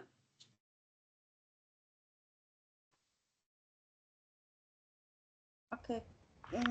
Can you hear me? Yes. Yep. So good morning, good evening, good afternoon, good night, everyone. So it's evening here. My name is Diana from Kenya, and I wanted to ask our dear. You muted yourself. Can you? Diana, you muted yourself. Oh, sorry. So, okay. So I was saying my name is Diana. I'm from Kenya, and I wanted to ask our Secretary General the question about the para sports. Over the years, I've seen FISU so far so good. We so inclusive. I've seen there was wheelchair basketball in Germany during the summer games, I think, and also the winter games. Yeah, we've had wheelchair basketball, and I wanted to know if it's possible in the future, if we can have more sports for persons with disabilities come on board, because, like, you know, in disability we have very diverse disabilities, and we have those who are visually impaired and they can only play like goalball and showdown. We have the deaf, but wheelchair basketball only favors those with physical disabilities. And so far I know the 12 types of disabilities. How can you bring like these people on board? And do you think the FISU in the future can have maybe a championship specifically for this kind of population? Thank you. It's not a question, it's a statement, and which I completely share. I think FISU has to be open to include the whole movement of sport for disabled people and not non-disabled people. And we had 3 sports in Torino. And I think it shouldn't be a question anymore of being included or not. We just organize games for our audience, for students. It doesn't matter if they are disabled or not. Just all together we should organize. I know this is my dream and this is my vision. And I said it at the final press conference already after the games in Germany this summer. And this has to be our goal. You know, years ago, as I said before, FISU was in kind of a role model for the International Sports Federation. And therefore, by doing it, by including, we could really take back this kind of role model for the whole worldwide sports movement. And yeah, it depends, but it depends also of our rules. I know that it's not easy to study for disabled people. And we should enlarge, at least for the disabled people, the age for participating, not to limit too much the athletes who would like to attend. So it's our goal, it's my vision, and I will do and as much possible we can do for that.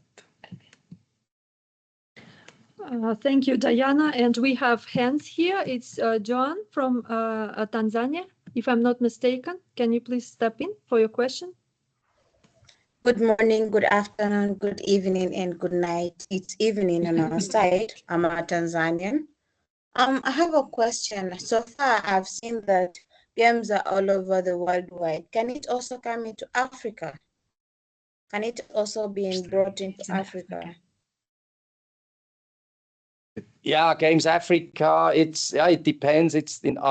Should be led under the responsibility of FASU or FISU Africa. So what we can do and help is to give FISU Africa advices, but at the end, it is upon the responsibility of your continental federation.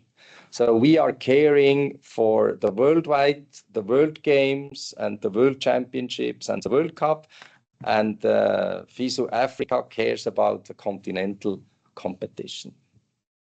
Okay. And we have Penina here in the audience. Yeah. So she's listening to it. So you can always reach FASO, your continental federations, John, because they are very supportive in every FISU event, including the FISU Student Ambassadors Program. Very reachable, very supportive. So I think we can also address this to Penina.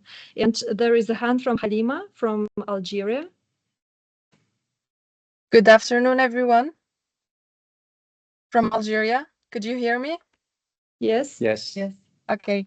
I was asking if can we include desert sports? As far as I know, there are only winter games and summer games. It would be a great idea and might open the door to organizing them in countries with desert areas, such as Algeria, for example. We have a process to become kind of FISU sport, to be recognized as a FISU sport. And as I said, we would like to be in a situation of a role model, and I would not exclude that it could also be a possibility. But how to get there? So you should help your federation in Algeria to organize it once university-wise, or in your country. Then you try to organize it together with Africa. And then if Africa and other continents or countries with deserts would like that FISU would do it, for sure we would have open eyes and open arms to try to organize something at the global level. The point will be how nations without desert, they can train and then can participate. Thank you. And we have Lara with your question from Lebanon. Can you please step in here? Thank you, Halima.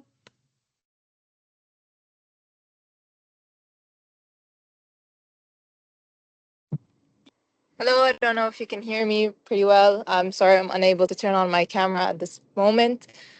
So greetings to everyone. I hope you're all having a wonderful day. So my question to you, Matthias, is how has being a former student athlete helped you in shaping and determining the future goals and strategy for FISU? At the end, I'm going to try to do and to develop what I think what FISU was together with my colleagues here. It's not only my idea. We are a team at FISU. But I try to, as I said at the beginning, really to focus on the students and to think about how I felt at that time, and even with my children, how they feel, how they are able or like to practice sports at every level, and how, and also in communication with all our members of the board, meaning the executive committee, really to exchange and to try to find a way to develop. And at the end, as I said, the students have to be in the center, and we have to do best for the students today and to try the best together with our member federations, together with the continental federations, and also certainly together with the universities. It is diverse from nation or from country to country, but at the end, sports is universal, and at the end, people have fun by practicing sport, so we find ways to do that. Thank you for your answer. And we have a question from Guatemala, and Jacob, please step in. Okay. Hello, everyone. Hello, Matthias and Albina. Well, my question is about how to help some universities join into FISU. In my country, we have just one university that works with FISU, and we have many other universities that have sports programs and this kind of things. So my question is, which requirements universities needs to be a part of the FISU program? And well, what can I offer them if I want to negotiate with them to join? What can I offer them to join? Yeah, what can you offer? At the end, if students are in the center of the development, this is you have to convince those universities that this is really an opportunity for them. But at the end, if you tell them that, I think every university, and it is proven also by research that sport is good for health, physical health, mental health, good nutrition is needed if possible, whatever. So, and also prevention is necessary. And if you can convince perhaps a university that with students in a balance, with a good level of well-being, they are more powerful, they are more motivated to study, they are also more motivated to make of some publicity for that university that the new students would like to achieve. So it's a long way, and there are a lot of reasons. And if you check our homepage, you can see about the positive aspects of healthy campus. So I think it would also give the sports department, if in some universities you have one, to take over a new role, kind of well-being role for the whole university. And it could also be a motivation. We saw it in other universities, motivation for the university to keep in touch with this program, meaning healthy campus. Thank you, Jacob, for your question. And he's asking this because he would really do that, because he's the one now contacting all federations of FISU Americas to reach all the national university federations for all the events and activities of FISU. Yes, so you have our email address, just write, and our team for Healthy Campus will help you for sure. And yeah, we are with every new partnership with a university, we are very happy. My deputy, every time we have a new partner university, he sends me an email, and we are happy, as I said. Thank you, Jacob. And Carolina, it's your question now. Hello everyone. So my question was, like, if university sport had its own voice, what would you want to tell or request from FISU?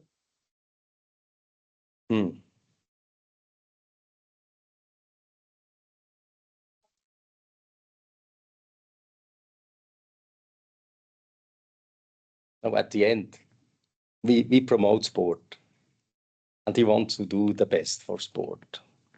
And what I would ask, and I would tell them, listen, what do you need to do better? What do you need for the sports promotion?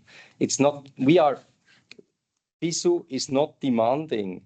The request is more, can come from the universities, but the request has to be quite clear, and we can try that we can bring to the university what is needed.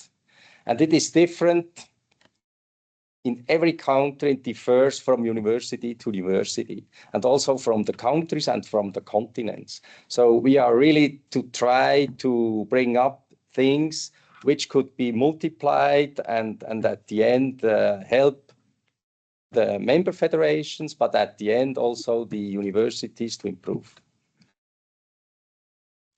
Thank you, Carolina. And I think we take two last questions. If it's so, we have it at like 10. Are you ready? Yeah. Because you see how many people, how many hands are Great, here. great, So we great. ask Jakey from Costa Rica. Your hand is the first one. Yes, hello everybody. Nice to see you after the Rhine-Ruhr games now on virtual. You hear me? Yes? Hello. Yeah. And I want to ask you, Raymond, as a great leader, what would be your advice for the new ambassadors to inspire and get more people involved in the university events, like local events? Because sometimes it's kind of difficult have these kind of abilities to get more people involved. Yeah, you are not new as an ambassador. I know you. So I think for the new people, the first step should be to keep really in constant contact with your national federation. And then if it fails, try to keep in contact with universities. And the second row should be or could be to keep in touch with student organizations. Really always to see how I, with the effort, I can motivate the biggest number of people to go in the direction I would like to. So also a question of leverage, meaning the federation has the most important power. But I know that in some countries, the federations are not weak, but are not very big and not very powerful.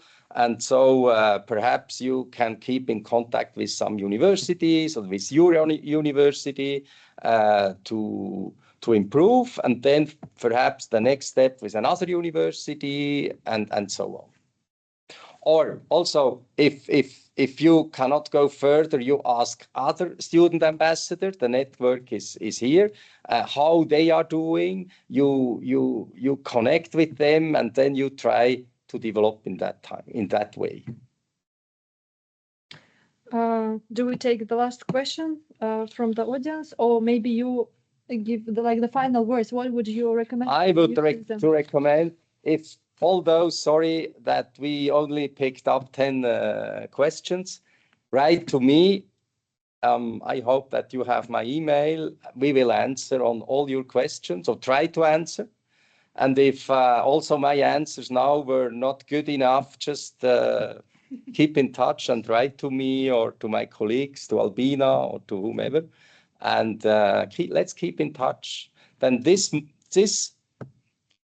project or this program is really to keep in touch, to create a network and to develop our movement. In every kind, from every side, it is possible.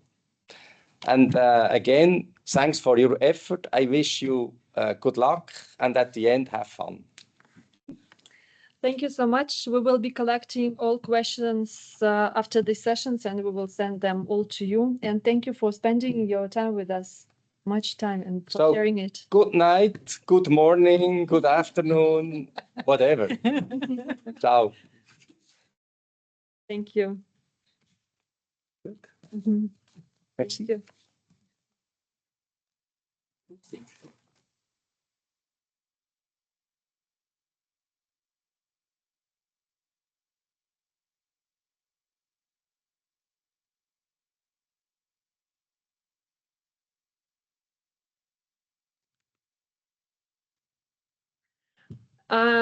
thank you for the Secretary General of FISU for this session. And we want to show you a video of Anne from Uganda greeting you because half of you were interviewed by her.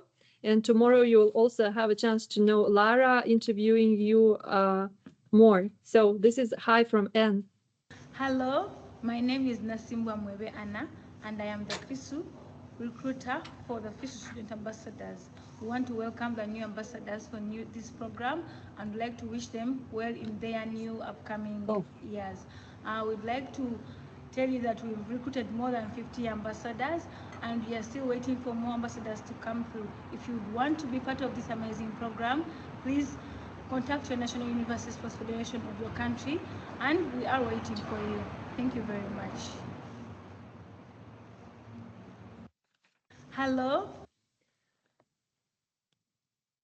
So this was Anna, and my advice to the future ambassadors is to seize the opportunity and make the most of the many activities on offer. Contribute to the development of university sports. It's a huge network with the people from all over the world. The search of enormous pride. Thank you. FISU gives us the best international competition, but also provides us students with necessary information about dual careers and other things. FISU is special since it gathers young people with big dreams, all that want to work within sports, and yeah, that's special. Hi. So, what have I learned from FISU? FISU has taught me how to be innovative, and it's also taught me how to be a leader. Innovation doesn't only move around sports, but it also goes in so many areas. And FISU has taught me that sports brings people together, it unites people together, and it also teaches you how to be a leader. So please don't forget to follow FISU and keep track of everything that they do, because it's an international university sports federation. They also have many sports that you can learn and that you can enjoy.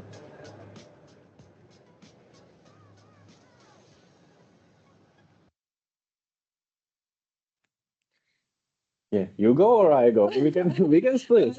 Transitions are not smooth still. Tomorrow I think I will be easy. Well, because you'll be here alone. That's why it's going to be more easier for you tomorrow. But you saw all these videos. They are all from FISU Ambassadors Instagram, and it's the channel where you create content. Jackie from Costa Rica, who was asking the question, she's the administrator of the channel, editing and posting it, and having the help of the media team that you can join. And with this, we end the educational program. And if you are watching the recording of this session, then the fun starts, yes, because it will be you participating. And for the cultural program, we bring here our future team leaders and we'll give them the words. But before we start the cultural program, I would just say that when we are saying the team, working with Jackie, working with the ambassadors program, I'm really happy that you saw Lilia here, like doing. She is the director of education and culture, and she approved the whole program. She's managing all the technical part. I want to say thank you. It's bad. So we're not cutting anything because it's so much support seen from all FISU departments, from all our colleagues, from all the alumni, from all team leaders and speakers helping us. So whenever you want to try yourself in a very different role, whenever you know that you're a good graphic designer, or you can write articles or news, or you want to try other activities, please just ask us. We really appreciate these initiatives. And so, cultural program. No, thank you very much, Albina, and bye. See you. All right. Well, now it's time for a little bit of a ice-breaking activity, I would say, and definitely get your mobile phones ready because it's that device that you definitely gonna need for that.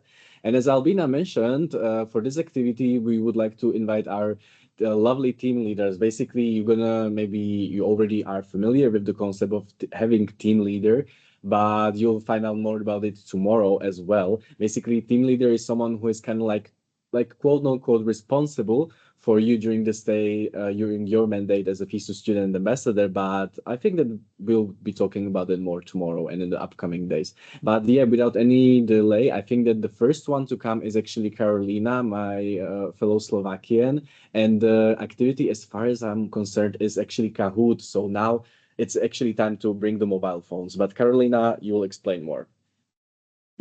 Okay, thank you. I'm really happy to be here, and I hope we're gonna have some fun. So let me share the screen. Gonna take a second. Okay. Can you see the Kahoot? Hello?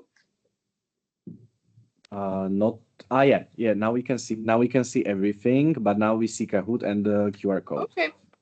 Okay, so please, people that are not really familiar with the concept, you can scan the QR code, which is here, and join the game with your name. You can also change your, what is it, like, head or like entity.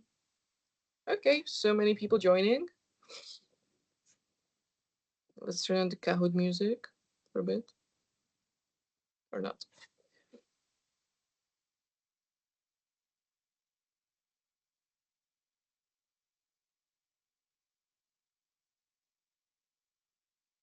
Okay.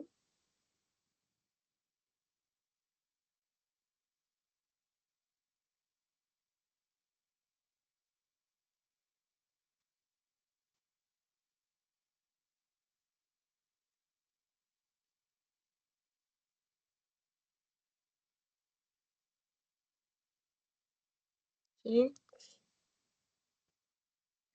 We have 50 people. Let's wait for a minute so everyone has time to join. Yeah, I think that we can still wait a few seconds for everyone to join in.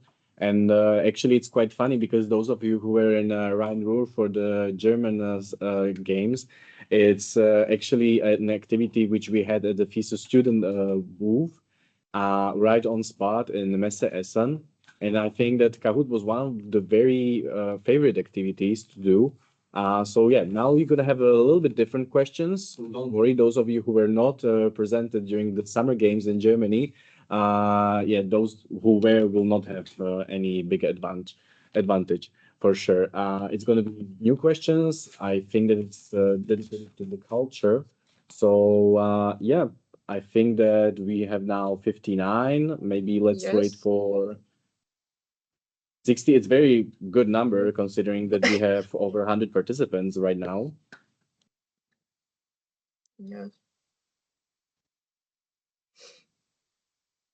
62. So basically the topic of this Kahoot is culture. So we are gonna have like icebreaker about different culture traditions, words, or what is really typical for it. Okay, we have 60 people. Let's give a couple more seconds if the number changes and we can start. Okay. Do you think, Mikael, we can start? We have like now 59, 60 people. Oh, 61, okay. I would say you have my approval to start. Okay, 63. Okay, okay. The number is rising. Okay, 62, 61. Okay, let's start. Okay, starting the game. So we are gonna have 15 questions and 15 seconds for each to answer. So first question is, how do you say hello in Zambia?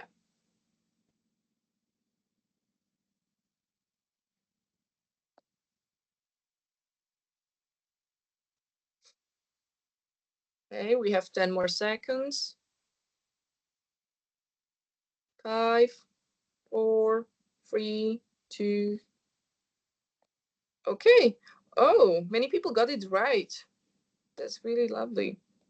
Okay, we can go to the next question. Okay, Thomas is winning so far. Second one, which of these is the only language written right to left?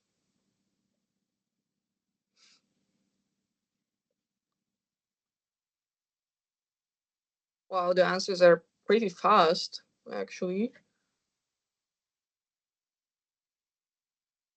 Okay.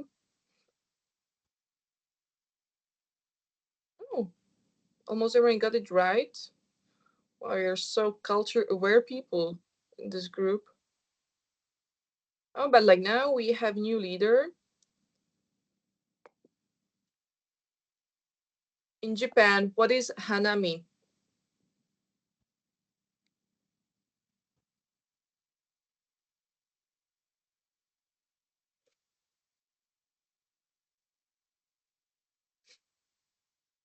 Actually, as now we're waiting for the answers, for me it's quite interesting to see because as we were waiting for everyone, I totally forgot to join.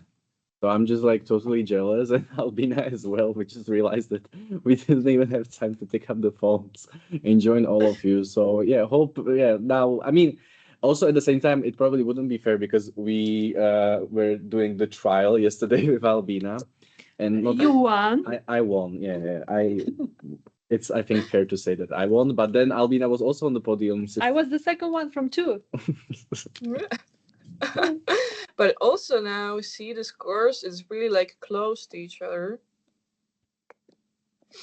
Okay, question 4. What is the origin of this proverb? Like matter, like Katka.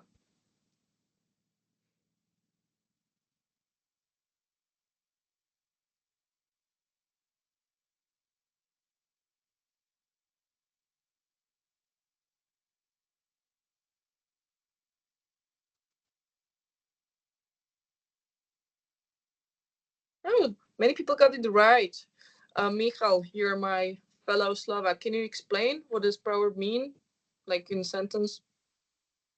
Yeah, basically, long story short, it's something like mother's daughter. So Yeah. basically, yeah, or I think that you say something also like that the apple doesn't fall far away from the tree. So yeah, it's the same, but more related to the relationship of mother and daughter. Yeah, exactly.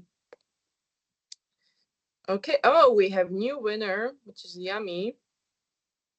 Let's go to the next one. Next question is, in India, using your left hand to give or receive things is considered.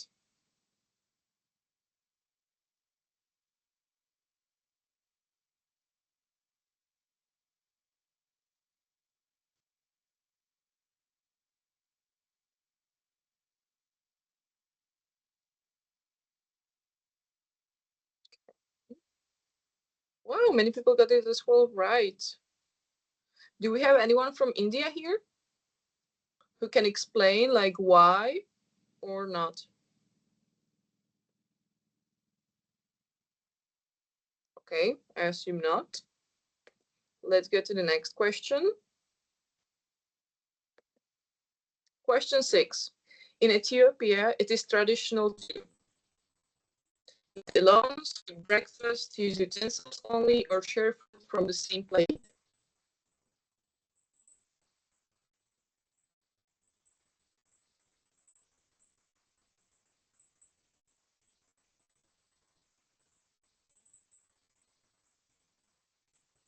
Okay. Wow, it's really correct. I think I had to make it like more difficult for next time. But again, we have winner Nord de la Hundo. And also don't forget that time is also the decision maker in Kahoot. Exactly. Our next question is, in Morocco, serving mint tea to guests symbolizes.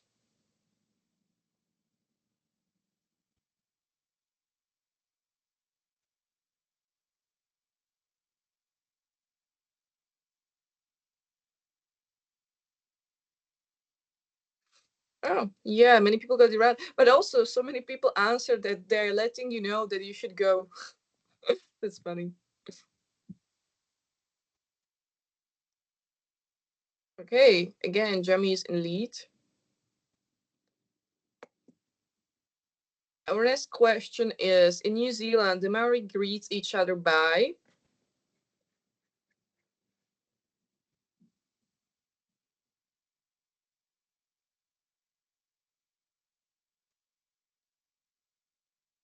Okay. 5 more seconds. 1. Okay, pressing noses together. It's correct answer. Yeah, as many of you guessed. Yeah, Jamie is still in a lead. Why in Spain people eat 12 grapes at midnight on New Year?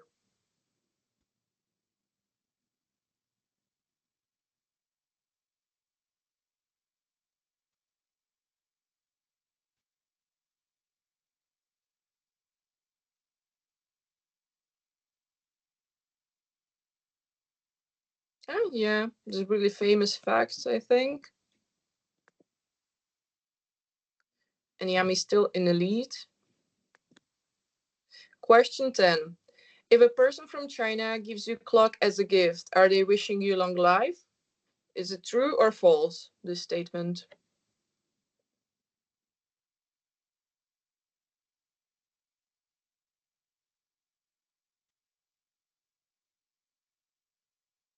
Okay, we have 5 more seconds to answer. Oh, many people think that is true. This was like tricky question. We'll see. Yami's still in the lead, but Thomas looks is pretty close. Next true or false question is, if a person from Kenya greets you by touching their heart, are they being flirtatious? Is it correct or false?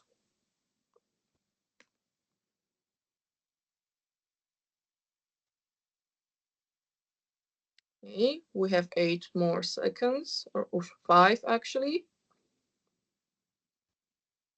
Yeah. False answer is correct one. But just a question, maybe from someone to someone from Kenya. What does it mean actually? Yeah.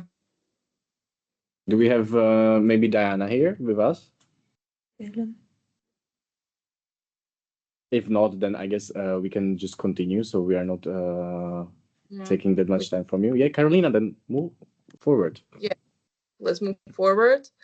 If a person from Egypt avoids direct contact while speaking, are they hiding something? Is it true or false?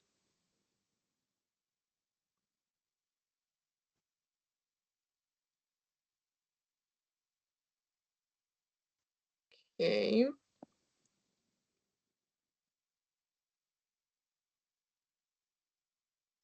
Free.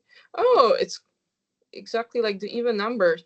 Can anyone from Egypt or like from Arabic country maybe explain like what does it mean if someone is avoiding the eye contact? Does anyone know? Or is there anyone from Egypt? Because like we have really like 32. Okay, no, but like I checked it and it actually should mean there's like politeness. But like correct me if I'm wrong. Oh, now Haiti is in the lead. There's a change. Question 13. Where does the stroopwafel originate from? Belgium, Mozambique, Honduras, or the Netherlands?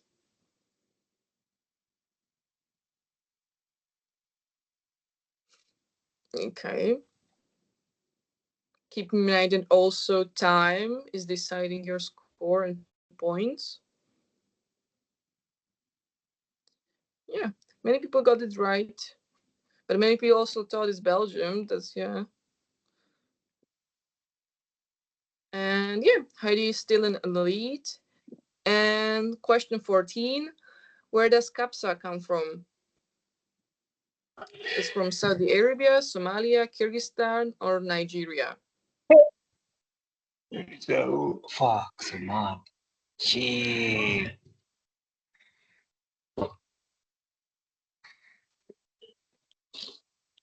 4 more seconds. Yeah, it's Saudi Arabia. Oh, hello? Okay. Oh, Martin from Czech Republic is now winning. we'll see the last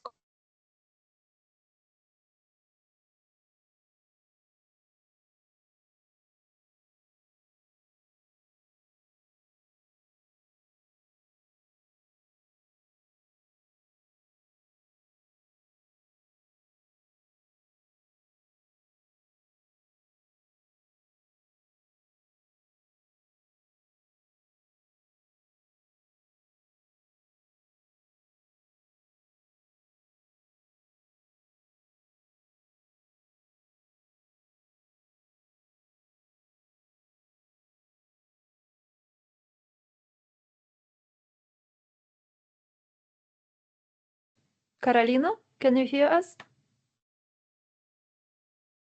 Yeah, I think that we all have the screen frozen. Carolina, can you hear us? Because I guess that the Kahoot is actually running. Yeah, I think that we lost Carolina With Kahoot? with Kahoot, but the thing is that the Kahoot is, I think, still running. So maybe you can actually tell us the results because we don't see the results right now. But there is definitely already a winner, and this is very. And that wasn't the plan. That wasn't a plan, but this is the downs of having an online event. But I think that do you actually know, like some of you maybe you can also like write in the chat what you currently see. And number two, Henry was the second one. That's what I understand from the chat right now.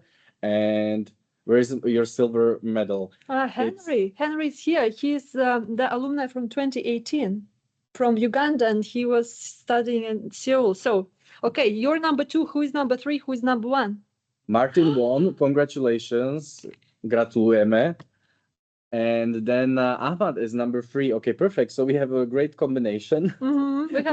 We at least know what is the standing. Yes, so congratulations to Fahmi from Malaysia for the bronze medal, and then Henry for the silver medal, and Martin, winner.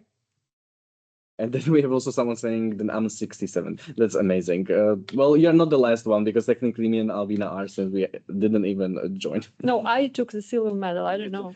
Well, yesterday, yeah, exactly. All right. Now I think that we have time for the next activity. And do we have with us in the chat? Yes, we bring Samin here. And the people that are making cultural quiz with you are the team leaders you will all meet, and we will work during the year. So Samin, please, you will be highlighted now.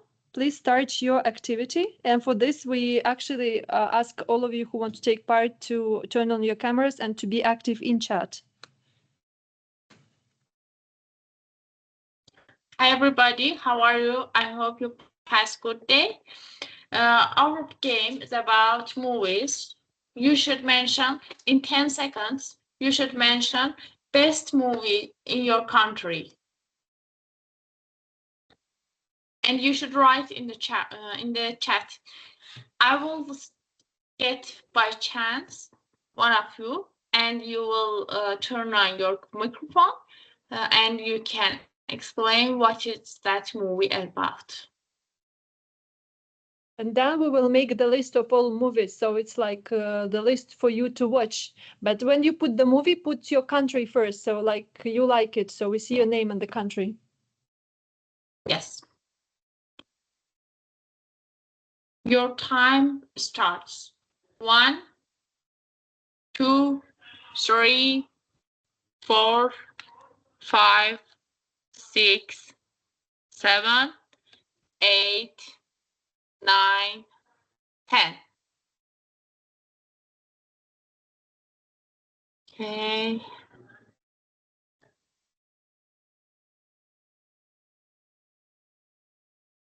Okay. I hope I'm reading right. Baker Halima.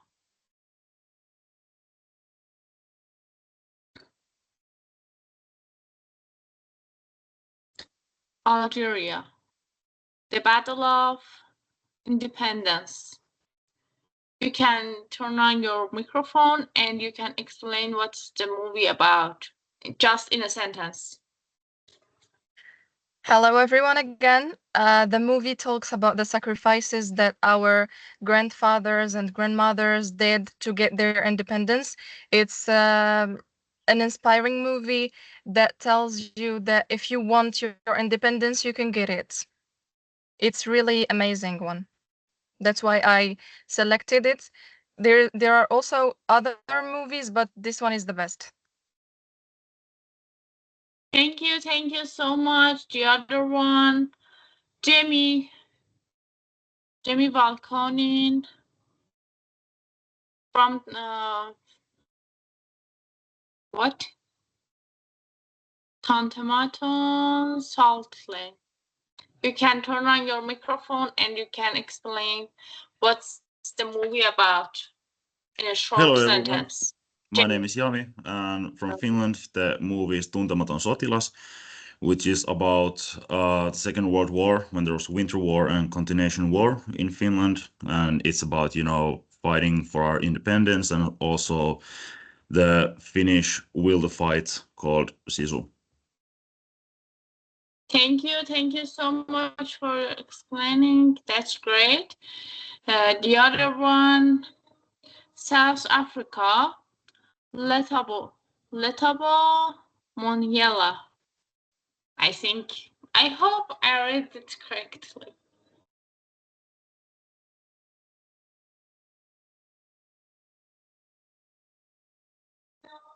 Can you hear me, Letabo? From South Africa. Okay. The other one. Okay, Letabo, you said yes. You can. Oh, you have problem with your microphone. Okay. The other one. The name of the movie is The Dark Knife. The Dark Knight Rises, United States.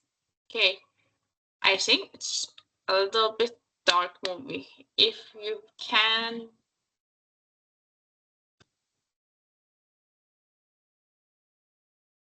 I think, Samin, that as we are also checking Robina the chat, we can also maybe move to the next task for everyone, since we are also like we should stick to the timeline that we promised the student ambassadors. So I think that we can go to the next one.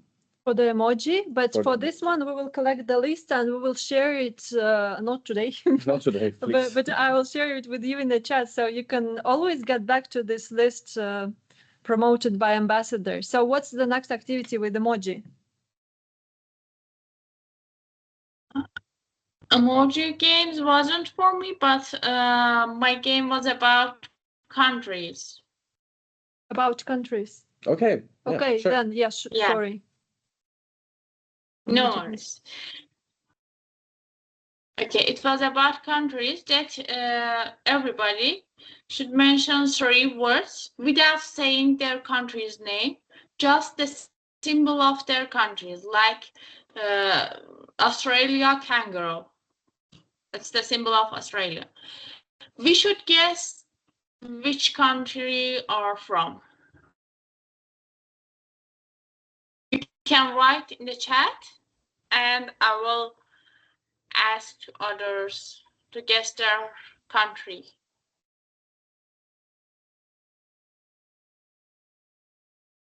Kozak. Okay, first one. I can't read name. Kropi Marina. Okay. Kropi Marina. You write Kozak. Burj. I don't know exactly. If you are hearing me, you can turn on your microphone and you can explain what is it about. You are where are you from? I should say like that. Yeah, where are you Hi, from? my name is Mariana and I'm from Ukraine. What is it, Kozak?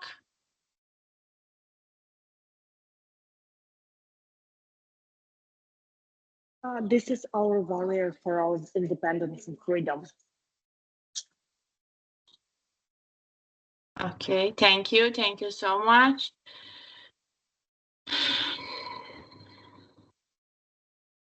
Then emojis, yes. Heavy Bollinger. Yeah, I sent the beer emoji, and I mean that's a stereotypical emoji from Germany, I'd say. So yeah, I'm from Germany. Thank you. That's great.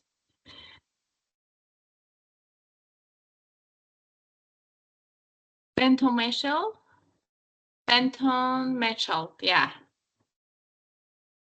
Can you turn on your microphone? Hi, can you hear me? Yes, yes, you can explain. About the eagle? Sorry, we can't hear you now. Can you hear me now? Is it working okay? Yes, yes. I picked the eagle because it's just a good symbol of the United States. That's what I associate it with. The United States doesn't necessarily have a designated animal when it comes to, I guess, what's written down. But if there were to be one, it would definitely be the eagle, in my opinion. Thank you so much. Just Mariam. Samin, let me just say that when people are coming here, for example, Mitchell, he represents USA and he comes from North Carolina, the future FISU Games of 2029. We are playing these games and you will see your answers in chat today and tomorrow, just to know yourself, your group mates better. So you remember, Mitchell, that he will be the next host of the next FISU Games in 2029. Thank you. Samin, who is the next one? Mariam. I hope her problem with microphone solved. I don't know. She write Noshima, and I know that it's a kind of food, but I want to ask her to explain more about it, if she can. If she can't, I can say that Noshima is a kind of food, and Mariam is from Zambia. Noshima is a special food of Zambia, and it's traditional food of that country. Okay, the next one. Let's do the last one, Samin, and then we will wrap. Yes, because you see all this in chat. Also, we will send you the chat so you can guess and you can remember. Because I clearly see Paella and Thomas from Spain and Argentina Maradona. So you can even like play emoji. It's all here. Pizza and it's Italy and Bruno. And Julia is also Sahar from Pakistan with a cricket. Wish I could to confirm with you, but I'm not that skillful and qualified for the emojis. All right, who is the next one, Samin? The last one. Next one is, and the last one is Geronimi. Mate and Maradona. Mate and Maradona. Can you hear me? Yes, okay. I'm and that's Mate, Mate, and Maradona, the best player of the world. Well, this is exactly what I need right now. Well, not Maradona, but Mate would be very lovely, actually, because it's been a long day also for us. But yeah, actually, Maradona, he used to play in Naples, in Italy. That's one fun fact about football, the only one I know.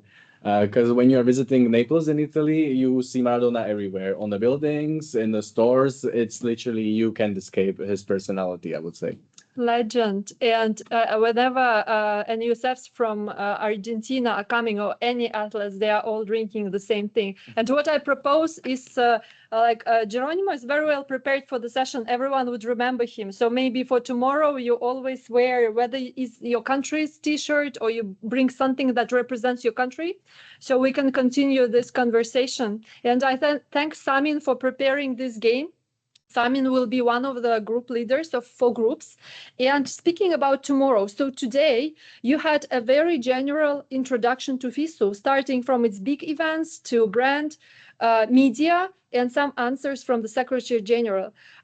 Some of you know much of those information, but what is important is that tomorrow will be more practical. So we dive into the program of FISU Student Ambassador. So there will be only 2 big presentations. The first one about the opportunities you can pursue as the ambassador, and the second one, the exact explanation of what the program will be. So we really hope that you all join tomorrow. It will be the same link. We start again just at the exact time at 3 p.m. CST.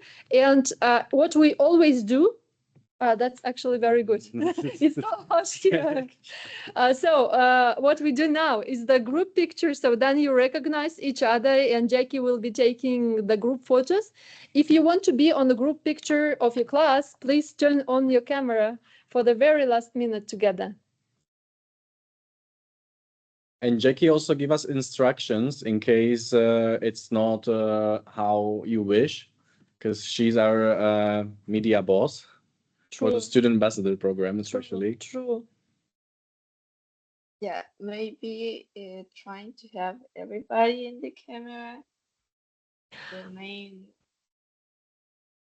And tonight, together with Jackie, we will be posting your stories. And if you're what you're doing now in your countries after, before, and during the presentations, please tag us, because we will be collecting stories today. And for tomorrow, there will be a very special occasion when you will be announced as the FISU Student Ambassador with this branding picture presented. And if you could also video or take picture of this moment, we would really appreciate it, because we are very sad we can't have you here to give you this award, but tomorrow it will be quite an official and a very nice thing. So Jackie, it's always me like this on picture saying something.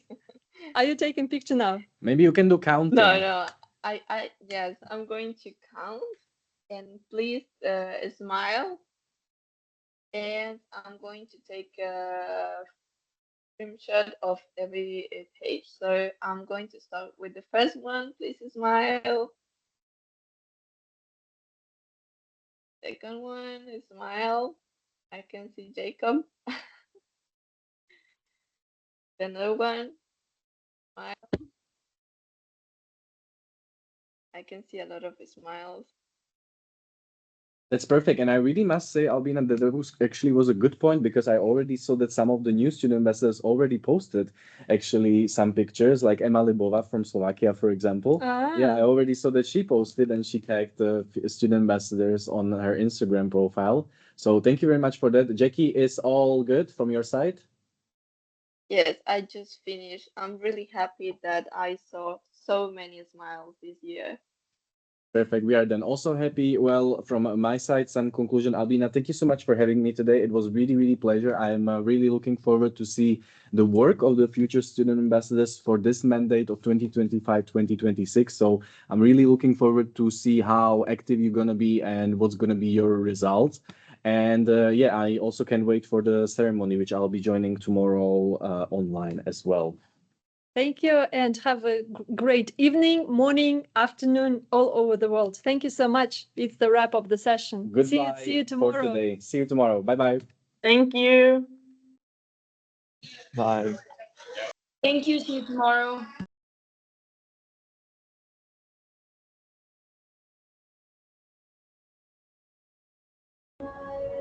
Thank you. See you tomorrow.